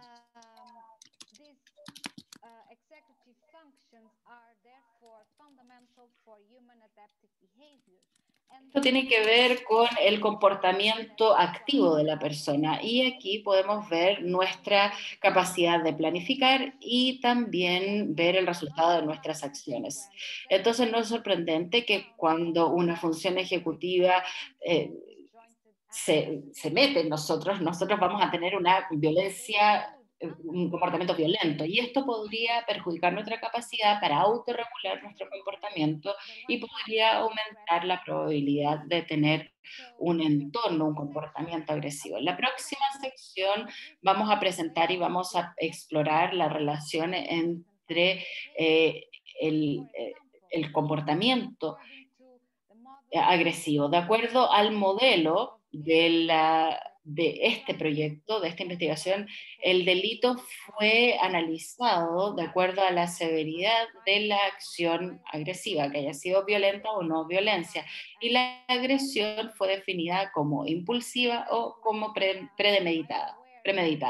Sin embargo, yo estoy muy de acuerdo en que no hay una única explicación para estas relaciones en estas funciones ejecutivas. Y ustedes, como pudieron escuchar a George y a Paulina, hay varios otros factores que podrían contribuir a estas relaciones. Y podemos hablar acerca de factores prenatales, la crianza, el estilo de los padres, de enseñanza, maltrato, bajos ingresos, etc. Entonces hay cosas que afectan la cognición y las emociones y que podrían llevar a la violencia. Pero nos queremos enfocar en estas variables y queremos pensar acerca de las funciones y el comportamiento. Podemos ver que esto es más común en personas que tienen una disfunción prefrontal. También se ha mostrado que los déficits tienen una marca más clara en grupos de individuos que tienen un problema de comportamiento persistente y grave. Acá podemos ver que es un riesgo para poder perpetrar algún delito violento. Y le podría ir peor también en medidas de función ejecutiva. Entonces, la literatura nos muestra diferentes asociaciones entre la disfunción prefrontal y también el comportamiento agresivo medido por un instrumento neurológico. También hay algunas inconsistencias y algunos resultados en los diferentes estudios, y algunos de ellos demuestran un traslape entre delitos violentos y no violentos. En ambos grupos les fue mal en los controles, pero los violentos salieron peor que los no violentos. Hay un link importante con la disfunción ejecutiva en los delitos violentos, y la literatura muestra que todos estos problemas tienen que ver con algún patrón persistente de violencia o de falta de cuidado. Podemos ver que en la adolescencia, cuando se muestran delitos violentos, esto tiene que ver con diferentes funciones neurocognitivas que están dañadas. En cuanto a las funciones ejecutivas, hay algunas cosas que tienen que ver con impulsividad y que se han implicado en salud mental, en negocios, en justicia criminal y en educación. Por lo tanto, los individuos impulsivos están en mayor riesgo para desertar del colegio o involucrarse también en actividades criminales. Ellos ven un compromiso también en cuanto a su capacidad de planificar para el futuro. Sus comportamientos son espontáneos, descontrolados, y también demuestran un mal control cognitivo, y pareciera que también tienen déficits ejecutivos, especialmente con la memoria de trabajo. Además, cuando hablo acerca de diferentes factores o dimensiones de la agresión, pedimos describir qué es lo permitido, y esto es el tipo de agresión que podría ser descrita como planificada, intencionalmente ejecutada, instrumental o a sangre fría, y a pesar de que la disfunción ejecutiva y su relación con la impulsividad, estas son explicaciones aceptadas en la literatura. No estamos eh, tan seguros de que se ha explorado un patrón que no se asocia con déficits no ejecutivos o un déficit particular en el dominio ejecutivo. Si es que hablamos ahora de la asociación entre el delito, la violencia y las funciones ejecutivas, existe una variable que también debería ser considerada, ya que la literatura también establece una relación entre los rasgos psicopáticos y la agresión. De hecho, la psicopatía se ha asociado inherentemente con los patrones persistentes agresivos del comportamiento y de la función ejecutiva. Mi proyecto ha adoptado el modelo triárquico de la psicopatía, que integra teorías históricas y modelos de medición más contemporáneos que establecen estos factores como indicadores. Entonces, a pesar de que mi trabajo es este modelo triárquico, que también abordan las psicopatías, por ejemplo, los que demuestran comportamientos del funcionamiento o de la corregulación adaptativa. Vemos el modelo triárquico que considera la psicopatía como un constructo multivariado. Uno de ellos involucra la falta de empatía, el desapego emocional y se caracteriza por la agresión con crueldad también y también de la incapacidad de mantenerse concentrado en situaciones de estrés y recuperarse rápidamente de esos eventos, tolerancia con la poca familiaridad o en peligro o la dominancia social. Finalmente, con la desinhibición, esta caracteriza por una propensión a tener una impulsividad y esto se expresa con déficits en control de comportamiento, control conductual, falta de planificación, agresión reactiva, responsabilidad y también se ve reflejado o también refleja un componente de psicopatía que tiene que ver con problemas conductuales en poblaciones adultas.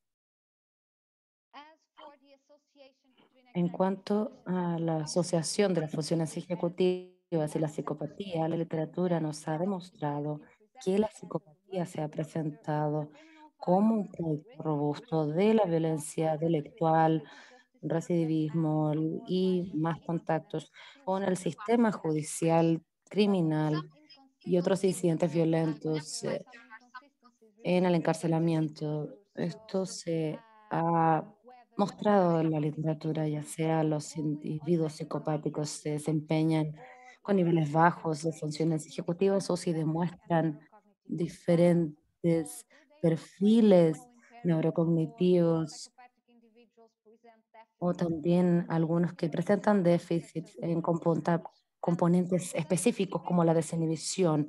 Estas discrepancias podrían estar relacionadas con diferencias, por ejemplo, de estudios, con estudios de comparación diferentes, o cómo se caracterizan los individuos psicopáticos, o incluso las mediciones psicopáticas que se utilizan y han sido adoptadas en los diferentes estudios. Así es que hasta ahora hemos visto que existe una heterogeneidad con respecto a los géneros que se pueden considerar como violentos en los perpetradores And psicopáticos o no psicopáticos con rasgos violentos y para poder superar unas limitaciones en la literatura anterior intentamos adoptar un modelo empírico y caracterizamos nuestra muestra e intentamos caracterizar lo premeditado, lo violento y lo no violento, teniendo un grupo de control con participantes de la comunidad sin ningún involucramiento con la justicia y también controles de edad y características psicopáticas, entre otros. Ahora vamos a continuar con la sección de los resultados. Nuestro objetivo era analizar el objetivo del funcionamiento ejecutivo y la psicopatía desde una perspectiva neurofisiológica. Nosotros reclutamos una muestra de perpetradores que se dividían entre violentos y no violentos, por ejemplo, algunos que han cometido homicidio, asesinato, violencia intrafamiliar, secuestro o amenazas de ese tipo, y también para los prisioneros no violentos, principalmente habían sido sentenciados por delitos como robo, fraude de documentos, entre otros. and standard deviations for Aquí vemos las medidas y las desviaciones estándar con las diferentes variables en el cuadro con respecto, por ejemplo, a los diferentes grupos etarios. Vimos que había una media mayor en edad que en los no violentos y eran mayores Además, en cuanto a los años de escolaridad, nuestra muestra forense era mayor que la de la comunidad. Por lo tanto, con respecto a las medidas y procedimientos, aleatorizamos la administración y equilibramos las tareas para poder superar reduced formal a education. esta forma de educación reducida. So we analyzed the formal records of all participants, then all of them gave their signed informed consent to take part. Todos firmaron su consentimiento para participar en el estudio.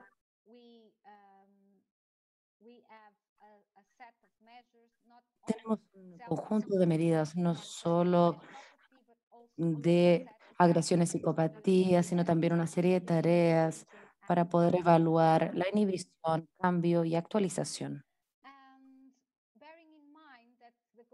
Considerando que el objetivo de nuestro estudio era el investigar la medida en la cual las funciones ejecutivas se asociaban con la violencia, con conductas violentas y no violentas, como también los rasgos psicopáticos, establecimos diferentes hipótesis. La primera era que el funcionamiento ejecutivo puede predecir la agresión impulsiva y descubrimos que un peor desempeño en las tareas de actualización predice la agresión impulsiva más alta según las mediciones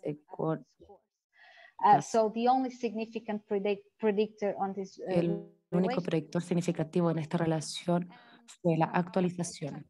Ahora, para nuestra segunda hipótesis, probamos si es que el funcionamiento ejecutivo podía predecir la agresión premeditada y calculamos con diferentes multilinealidades basándonos en diferentes cambios en visión y actualización y vimos que solamente un mejor desempeño de las tareas de cambio predice un mayor nivel.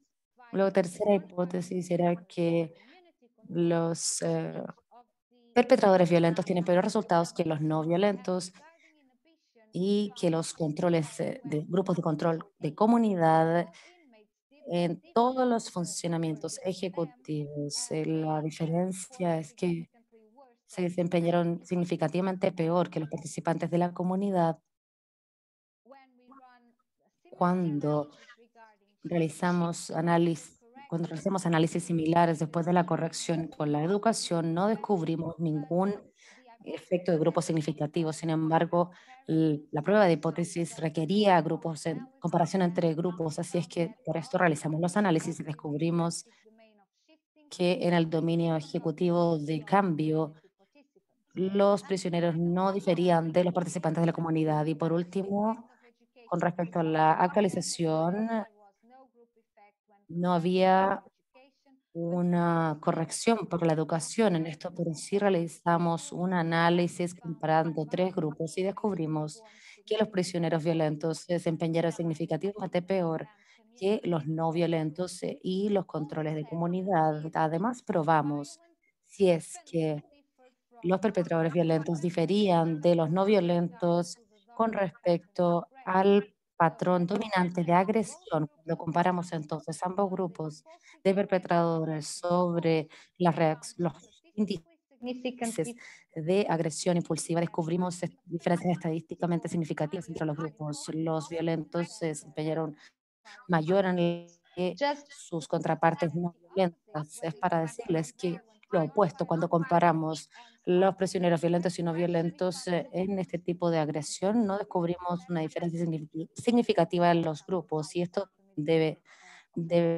puede ser debido al grupo reducido de los perpetradores no violentos. Y la quinta hipótesis finalmente es una en la cual probamos la asociación entre las medidas de función ejecutiva y el comportamiento agresivo y si esa asociación era mediada por los rasgos psicopáticos. El análisis de regresión descubrió un efecto directo de cambio en la agresión premeditada indirectamente por la audacia. ¿Y ¿Qué es lo que podemos concluir entonces a partir de esta serie de resultados?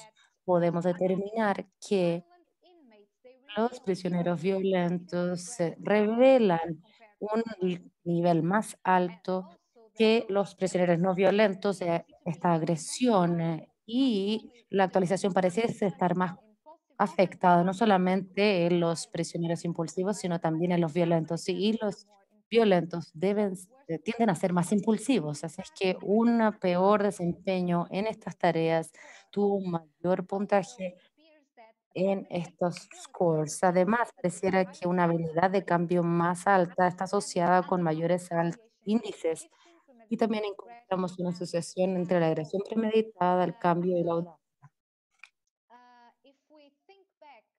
For the first slides of my Si es que presentation, pensamos en base a las primeras diapositivas de mi presentación, pareciera que esto pudiese tener un rol en la impulsividad, ya que si un individuo tiene déficit en el monitoreo y control de las representaciones de la memoria de trabajo, puede comprometer su habilidad para adquirir nueva información o también de aprender de experiencias pasadas. Y en cuanto al cambio que ha demostrado una asociación con esta agresión premeditada y audacia, pareciera decir la capacidad de un individuo de cambiar su perspectiva cuando es enfrentado, cuando esta interferencia proactiva. Para que alguien pueda hacer esto eficientemente, el individuo se beneficiaría de la capacidad de permanecer en calma y con la concentración suficiente, con la tolerancia ante situaciones poco familiares. Y la audacia puede expresar esta característica adaptativa para los individuos antisociales o premeditadamente guiar sus acciones. Y lo que podemos también determinar a partir de nuestra investigación es que en vez de una disfunción ejecutiva genérica, podríamos estarnos enfrentando con una debilidad en dominios específicos de los perpetradores violentos. Ahora hemos conceptualizado las funciones ejecutivas de acuerdo a los diferentes dominios de inhibición, cambio y actualización. Luego tenemos la psicopatía en audacia. Luego tenemos la desinhibición. Y también vimos una diferencia en la agresión, impulsividad y premeditación. Pero aún así existe mucho más allá de explorar en más trabajos de investigación. Hemos revisado los registros intelectuales para realizar una diferencia entre perpetradores violentos y no violentos y las funciones ejecutivas también que están basados en evidencia. No hemos tenido la oportunidad de presentarlos hoy, pero sí se han revisado los cuestionarios en portugués europeo e intentamos intentar discriminar a los diferentes perpetradores y clasificarlos mejor en sus características agresivas y rasgos psicopáticos, pero hay mucho trabajo que hacer. Por ejemplo, no tuvimos acceso a los archivos o registros clínicos. Algunos registros o cuestionarios autoinformados pueden tener diferencias también. eh, ¿Quién podríamos haber evaluado el impacto del encarcelamiento en las tendencias de agresividad y el funcionamiento ejecutivo? Y estas limitaciones podrían utilizarse para mejorar más trabajos de investigación en el futuro. De hecho, las direcciones futuras, cuando apuntamos a explorar estos caminos neurofisiológicos de la delictualidad, pueden incluir medidas de medición formales, de salud mental y de coeficiente intelectual, y también una mayor homogeneidad, porque podría haber diferencias entre alguien, por ejemplo, un ladrón o alguien que realiza lavado de dinero y alguien quien está condenado por crímenes relacionados con las drogas. Podríamos encontrar diferencias entre un individuo que ha cometido un acto de violencia con una pareja y alguien que ha realizado un asesinato. Yo creo que para el fin del próximo año podríamos haber publicado ya investigación en donde replicamos this research work en cierta medida esta investigación trabajando con un grupo de mujeres sentenciadas por delitos violentos y no violentos y además, y en última instancia, el estudio continuo de estas variables podría permitir que la intervención y estrategias de gestión pudiesen abordar déficits específicos. Al hacer esto y al reconocer la especificidad de cada perpetrador, podríamos optimizar su control cognitivo y exigir y la exigencia en diferentes situaciones y así disminuir el costo relacionado con el encarcelamiento y las tasas de recidiva. También podríamos, es lo que podríamos exigir con estas variables. Tengo la oportunidad con esto de explorar cuáles otras variables podrían estar relacionadas con la delictualidad. Como les dije anteriormente, el próximo año habrá algunos papers que se publicarán con respecto a la asociación entre las experiencias adversas en la infancia y la delictualidad. Los próximos pasos serían estudiar los correlatos ejecutivos y emocionales y también su relación con la adversidad y maltrato en la infancia. Algunos de estos ya se han realizado, se van a publicar pronto y otros se van a comenzar ahora debido a esta asociación con Paulina y con Jorge. Comenzaremos este año académico un estudio con adultos jóvenes que va a ser evaluado con respecto a la asociación entre la adversidad temprana, psicopatía, agresión y otras variables relacionadas. Me gustaría agradecerles enormemente por su atención y ahora si es que tienen algún comentario, sugerencia, preguntas, podremos abordarlas en el módulo de preguntas y respuestas. Muchas gracias por su atención y por la oportunidad de hablarles acerca de mi trabajo con ustedes esta tarde.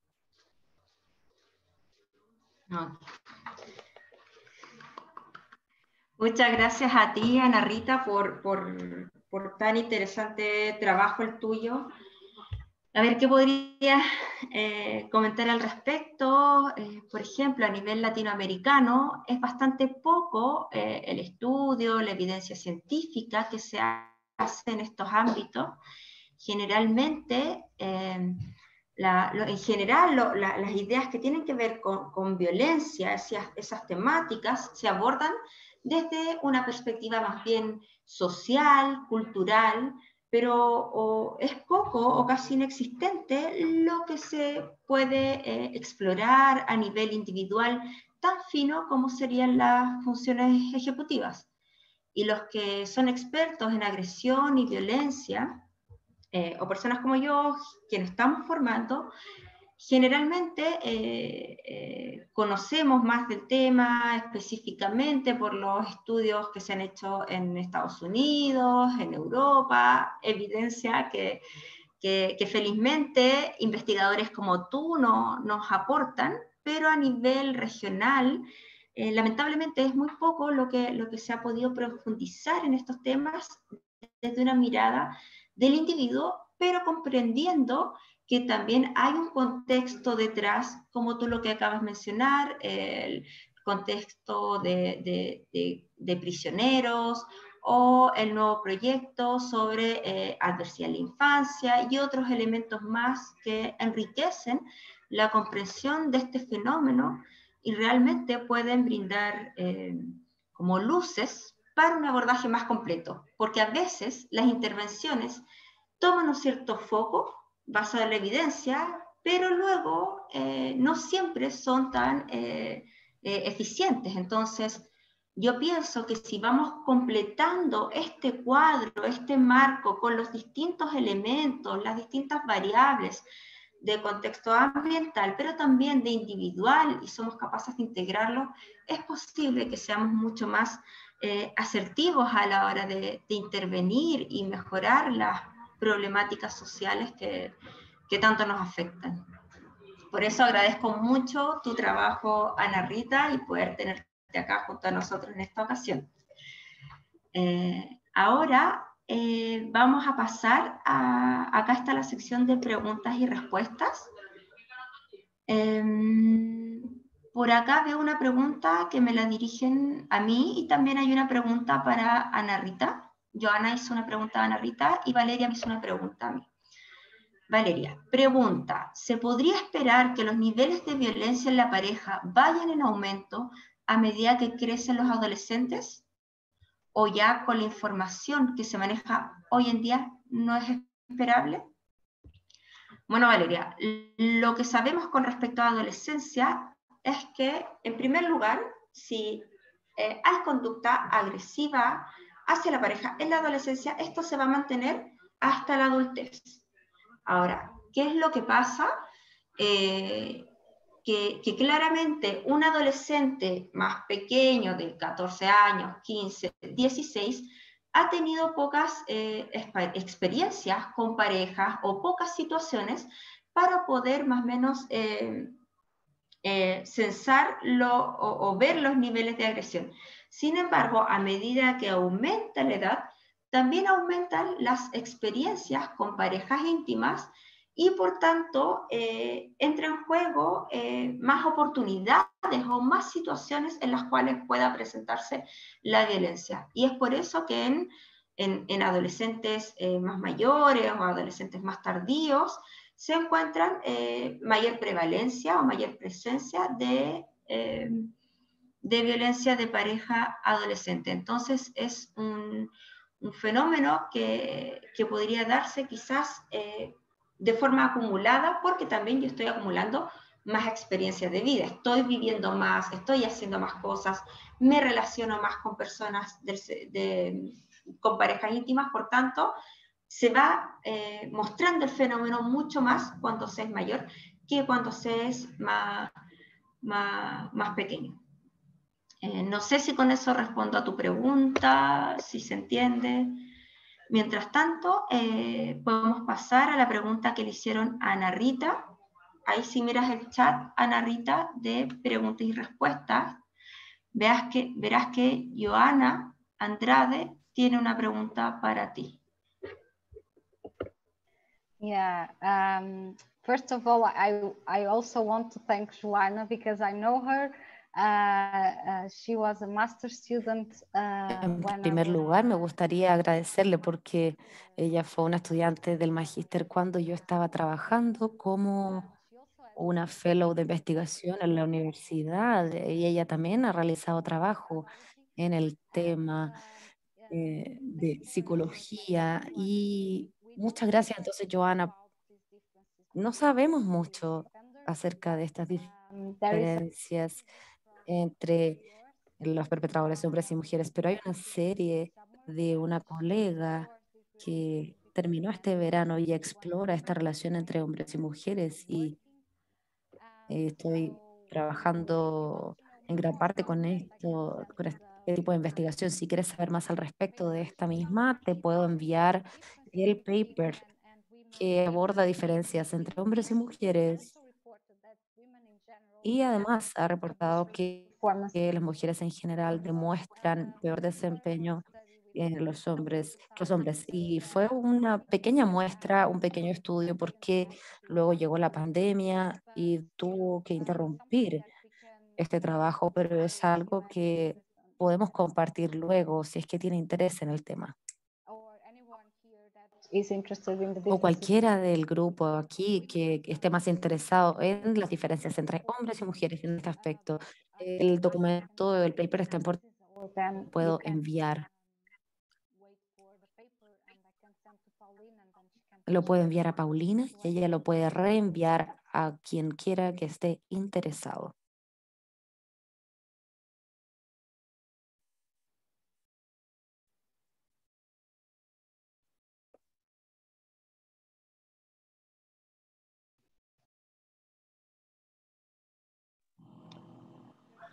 Al respecto de lo que dice Ana Rita, bueno, mi correo es psanchez@udd.cl.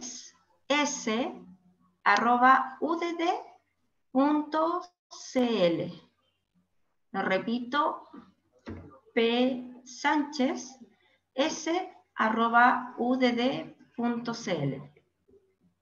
Entonces, cualquier material que ustedes puedan necesitar o requerir más específico, me lo pueden solicitar y de alguna manera nosotros se lo hacemos llegar, ya sea de Ana Rita, ya sea de Jorge, en general. Y también preguntaban respecto a las presentaciones, si las podíamos hacer llegar. ¿Ya? También la idea es que nosotros nos puedan escribir. Acá en el chat están apareciendo, está mi correo, está el correo también de Ana Rita, para que nos puedan escribir y solicitarnos las presentaciones si es que las necesitan. Y el video de este seminario lo van a subir prontamente a psicología.udd.cl. ¿Ya? Preguntas, ahora veamos. Bueno, hay varias personas que les interesa tener información con respecto a estos temas, y aquí dice, Jimena me dice, Paulina, en las instituciones educativas, ¿cómo se debería intervenir para ayudar con los índices de violencia? Bueno, específicamente depende si vamos a estar hablando, por ejemplo, de temáticas como bullying, ciberbullying, o si estamos hablando de, por ejemplo, violencia de pareja adolescente. Me imagino que si me dirigiste la pregunta a mí es por violencia de pareja adolescente. Bueno, en primer lugar, algo que es súper importante destacar es que lamentablemente nuestros adolescentes muchas veces tienen conductas agresivas, conductas violentas hacia la pareja, pero no las distinguen como agresión o violencia. Es como que tienen la conducta, sin embargo no son capaces de identificarla y decir, wow, estoy siendo agresivo o violento. Entonces un primer paso es partir quizás haciendo talleres o intervenciones psicoeducativas en donde se les presente en primer lugar qué es lo que es violencia de pareja, comprender que la violencia de pareja es aquella que es la que ejerce tu pareja hacia uno, o la que uno ejerce hacia la pareja, pero también exparejas. Entonces hay personas que pueden ser víctimas de violencia de pareja, pero por sus exparejas. También que puede ser de forma, por ejemplo, presencial, pero también de forma digital. Otras formas de violencia que incluso hasta en universitarios ellos no son capaces de detectar, es la violencia sexual. Y aquí pasa que se entrecruza o se confunde lo que es del ámbito íntimo, de lo que es la parte más íntima de la sexualidad, con lo que es violencia. Por ejemplo, ser presionado a tener relaciones sexuales cuando no se desea. Es una forma de violencia también. Entonces, que puedan ampliar la comprensión, el espectro de los distintos tipos de violencia. Violencia física, emocional, violencia sexual, el uso de las amenazas, el que quizás no te golpean a ti, pero destrozan algo tuyo, también son otras formas de violencia. O también cuando te ridiculizan ante tus amigos, ante tus pares, o si te prohíben salir, tus horarios te controlan. Bueno, como un poco hacer un trabajo de psicoeducación para que al menos ellos puedan identificar cuándo están siendo agresivos, cuándo están siendo o agresivas, o cuándo están siendo víctimas. Y otro aspecto que es súper importante es que puedan identificar que hay redes de apoyo, que una muy buena red de apoyo es, ya seas perpetrador o seas víctima, porque hay también algunos problemas de salud mental y otras cosas asociadas a los perpetradores, pero en general que puedan identificar que una buena red de apoyo son muchas veces tus amistades, que a veces uno o la persona, el adolescente, cuando está dentro de la relación, no es tan preciso en hacer un juicio sobre su situación al ser algo íntimo y por tener emociones también involucradas en la relación. Y eso es lo importante, poder nosotros comprender que en este plano de las relaciones de pareja hay también ideales, sueños, descubrimientos de la propia identidad con respecto a la sexualidad y muchos elementos implicados que pueden confundir a nuestros adolescentes. Entonces, poder darles una mirada con mayor perspectiva, que identifiquen sus redes de apoyo, la familia, si no en la familia son tus amigos, o una amiga muy de confianza que realmente sepas que te puede apoyar, que te puede contener, que te puede dar una orientación al respecto, el psicólogo del colegio, son personas que en el fondo pueden apoyar, y es realmente relevar estos temas que son íntimos, que son de pareja, pero abrirlos como que también son problemas sociales, personas en los cuales otras personas pueden apoyarnos. Y eso a grandes rasgos con respecto a la intervención. Otra pregunta, vayamos una pregunta para Jorge. José Saúl Bravo dice: ¿consideras posible que estos estudios puedan aportar al debate constituyente que se realiza en el país? Gracias, Pali. Y se me ocurre que podríamos ir fusionando algunas preguntas, porque nos queda poquito tiempo pensando en la hora. Lo que pregunta Harry respecto de el dato epidemiológico de la cantidad de femicidios y en el fondo las nuevas políticas públicas en torno al tema que deberían contener. O sea, se me ocurre que podríamos ir fusionando algunas cosas de estas preguntas. Y ahí quizás pedir también la opinión de Anita, de Ana Rita Cruz, respecto de qué elementos son prescindibles, ¿cierto? Imprescindibles para políticas públicas que se hagan cargo de esto a temprana edad. Y en ese sentido lo que pregunta José Saúl, lo que pregunta Harry, realmente es vital poder remirar, ¿cierto?, la formación escolar o la prevención desde la formación escolar. Y la vida en la escuela, cómo enseña, ¿cierto?, buenos programas de sexualidad, buenos programas de orientación, buenos programas de apoyo en donde estos temas se trabajen a temprana edad, en donde exista también un dispositivo más focalizado de apoyar a estudiantes que tengan ya más complejidades o más problemáticas de autocontrol por una parte, pero un componente más de desarrollo socioemocional, y por otro lado todo un trabajo más cognitivo, eventualmente de actitudes favorables hacia este comportamiento, desmitificar ciertos juicios o prejuicios que hay en torno a la temática, empoderar a los sujetos, ¿cierto?, en cómo tener estrategias de autocuidado. En fin, a los programas que hay poquitos programas de prevención de violencia en el pololeo, pero los que hay son muy interesantes porque tienden a trabajar estos distintos componentes. En Chile no conocemos un programa, ¿cierto?, que haya sido evaluado, que tenga una cobertura mayor, por lo tanto ahí yo creo que se abre una oportunidad, ¿cierto?, en esta nueva, no sé si constitución, pero los nuevos desafíos para Chile. Yo sí creo que es muy relevante tener, ¿cierto?, un programa robusto que pueda prevenir este tipo de situaciones y enseñar en el fondo a convivir ya no solo en la sala de clases, sino a convivir en las relaciones con otros en relación con este tema. Porque si bien no, la violencia del problema es una temática en sí misma, hay trabajos que han mostrado cierta coocurrencia con otros tipos de agresiones y a veces una predice la otra. Agresores de sus compañeros a veces tienden a ser agresores con otros en otros contextos. Y a veces eso incluye las relaciones de pareja. Entonces, en ese sentido, yo creo que es clave el cómo nuestro sistema escolar es capaz de ir formando personas, ¿cierto?, entre comillas, que puedan manejar sus emociones, controlar ¿cierto?, a veces la hiperactividad, controlar ciertos factores de riesgo que pueden predecir, participar más de estas conductas, identificar tempranamente, ¿no? Ahí es clave esa identificación porque permite focalizar un apoyo. Ojo, eso no quiere decir expulsar, al contrario, hay que incentivar el apoyo, incentivar las estrategias, tener redes, ¿cierto?, especializadas de apoyo con esos adolescentes y con sus respectivas familias. Eso creo que yo podría integrar alguna de las preguntas que está ahí, si no sé si estás de acuerdo, Pali, en que Ana Rita también pueda, en el fondo, una perspectiva más global de esto, ¿no? De cómo prevenimos esto desde el derecho al espacio escolar. One of the key features that we should pay attention to. Una de las características principales a las que les deberíamos poner ojo es el impacto del comportamiento temprano agresivo.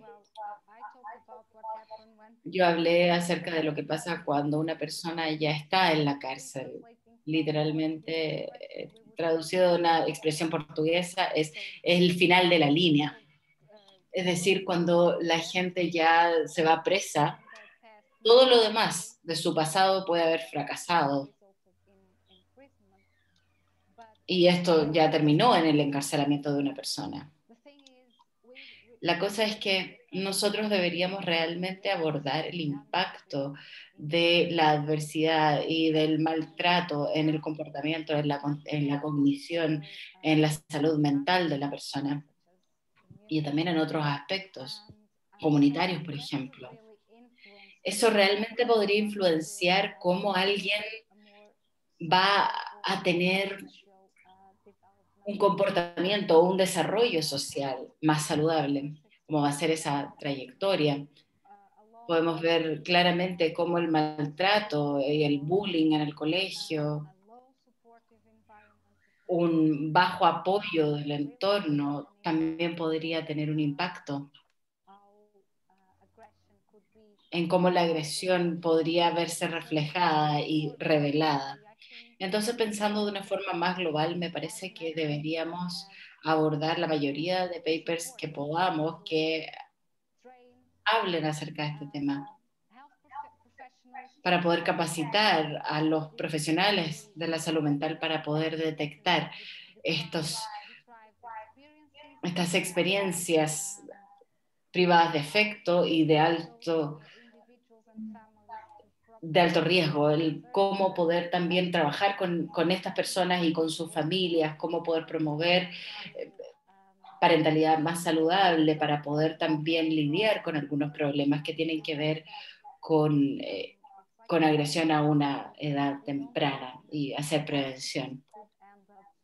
Que si no lo tratamos a tiempo, podríamos ver después un problema social más grande. El ser bully o el ser agredido podría significar que una persona va a repetir este patrón de violencia como agresor o como agredido. Entonces tenemos que enfocarnos en el tratamiento temprano. Ese es el mensaje. Y en eso estoy involucrada actualmente, porque me parece que es eso lo que nos puede ayudar a prevenir algunos de los comportamientos que algunos adultos y adolescentes enfrentan, ¿no? Que podrían enfrentar en el futuro. Acá, como siguiendo en la misma línea de idea que dice Ana Rita, hay una pregunta de Luis Vargas que dice: claramente el derecho penal es la última intervención de la violencia y normalmente es tarde. ¿Qué política resulta procedente y recomendable de intervención a niveles más previos en el colegio, más allá de la educación en el hogar o la autocensura? Bueno, vinculando un poco con los distintos temas, hacer un comentario, una apreciación. Es que, claro, específicamente, al menos en las escuelas, todas las temáticas de abordaje de bullying, violencia de pareja, adolescente, etcétera, están dentro del currículum, pero de una forma que no está tan demarcada o establecida. Por ejemplo, una escuela o un liceo puede escoger si hace un taller de violencia de pareja, o si hace un taller de bullying, o si hace un taller de ciberbullying, etcétera, etcétera, etcétera. Pero no hay un programa que esté establecido y que permita abordar estas temáticas, pero todas, considerando que todas son importantes, como decía Jorge. Se vinculan también muchas veces la agresión que se tiene hacia el compañero, también se agrede a la pareja, etcétera. Entonces es necesario abordarlo desde todas las dimensiones o campos en donde ocurren las conductas de agresión.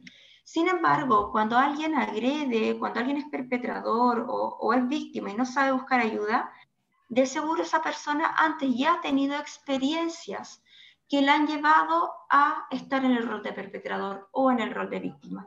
Y es por eso que es tan importante trabajar con los cuidadores, trabajar en habilidades parentales, trabajar salud mental perinatal. Mujeres que muchas veces están embarazadas, pasan por estrés psicosocial, factores económicos, madres solteras, un montón de abanico de posibilidades, y que lamentablemente bajo el poco apoyo social, muchas veces el estrés económico, entre otros, generan problemas de salud mental, por ejemplo, depresión.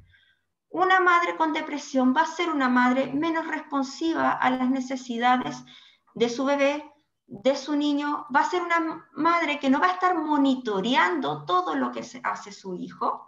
Su hijo va a crecer más bien solo, siguiendo sus propias normas, sus propias reglas, lo que va encontrando en el contexto. En el caso de un bebé que no es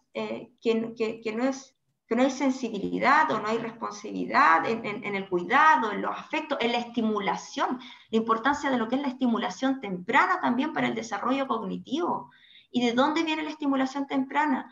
De los cuidadores. Entonces, si queremos, de cierta manera, tener cerebros, que es como el primer insumo, más sano, procesamiento de información, emociones, autocontrol y tantas otras cosas que hemos mencionado, es importante pensar en el desarrollo desde el embarazo, desde que hayan familias que tengan las condiciones de brindar los mejores cuidados posibles a sus hijos en términos también de estimulación, de cuidado, de afecto.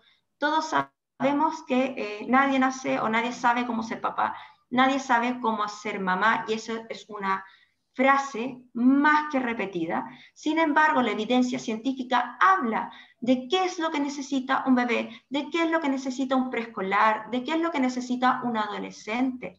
Y es por eso que es necesario bajar ese conocimiento de etapas tan tempranas del desarrollo hacia los padres, hacia la familia, en sus hogares, o hacia la abuela, si es que no es el padre, si es que no es la mamá la que es el cuidador, hacia la abuela o otros.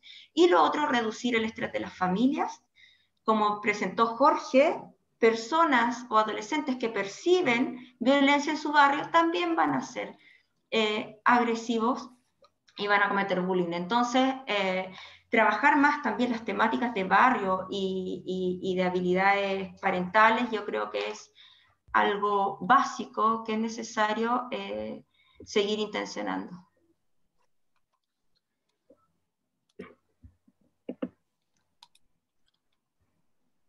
Yo creo que podemos complementar lo que dice Paulina, la pregunta de Antonia sobre cómo podemos intervenir efectivamente en casos, ¿cierto?, de acoso escolar tradicional y cibernético.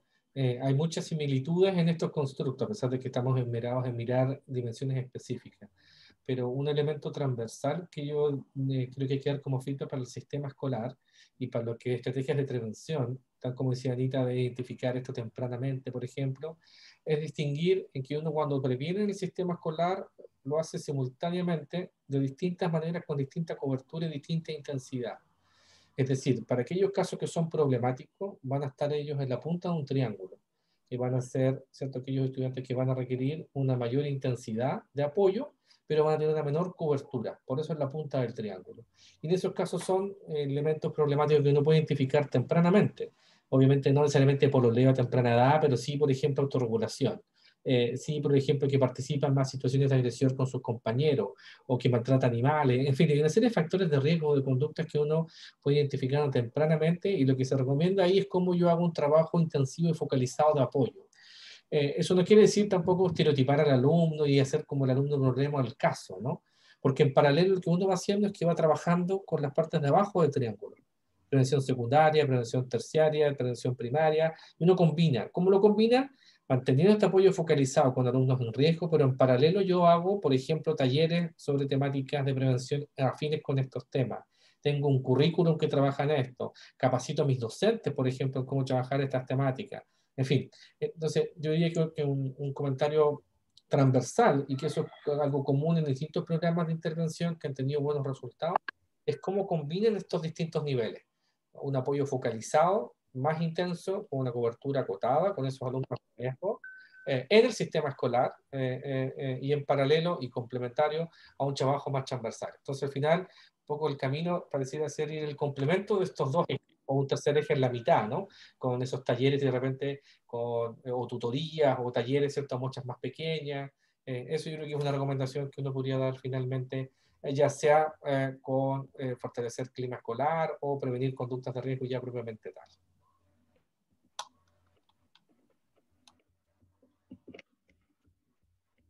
Bueno, en honor al tiempo, queremos dar muchas gracias a todos los asistentes, dar muchas gracias a la audiencia por querer participar, por estar activos, por hacer preguntas, por interesarse en estos temas, ya por el hecho de inscribirse hoy día, 28, entre Navidad y Año Nuevo, en donde quizás muchos ya estamos con las últimas fuerzas para cerrar el año.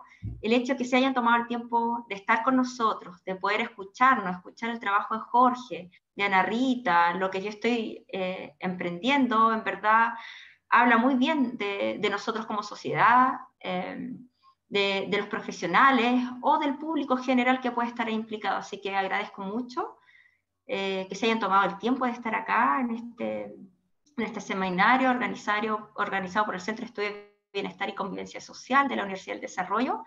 Y bueno, finalmente esperamos tenerlos en próximas instancias, esperamos volver también a tener a Ana Rita en futuros seminarios, en futuros encuentros. Muchas gracias por sus aportes, su trayectoria y por supuesto la trayectoria de Jorge también, que son expertos en estas temáticas. Y bueno, esperamos que tengan muy buena tarde. Muchas gracias.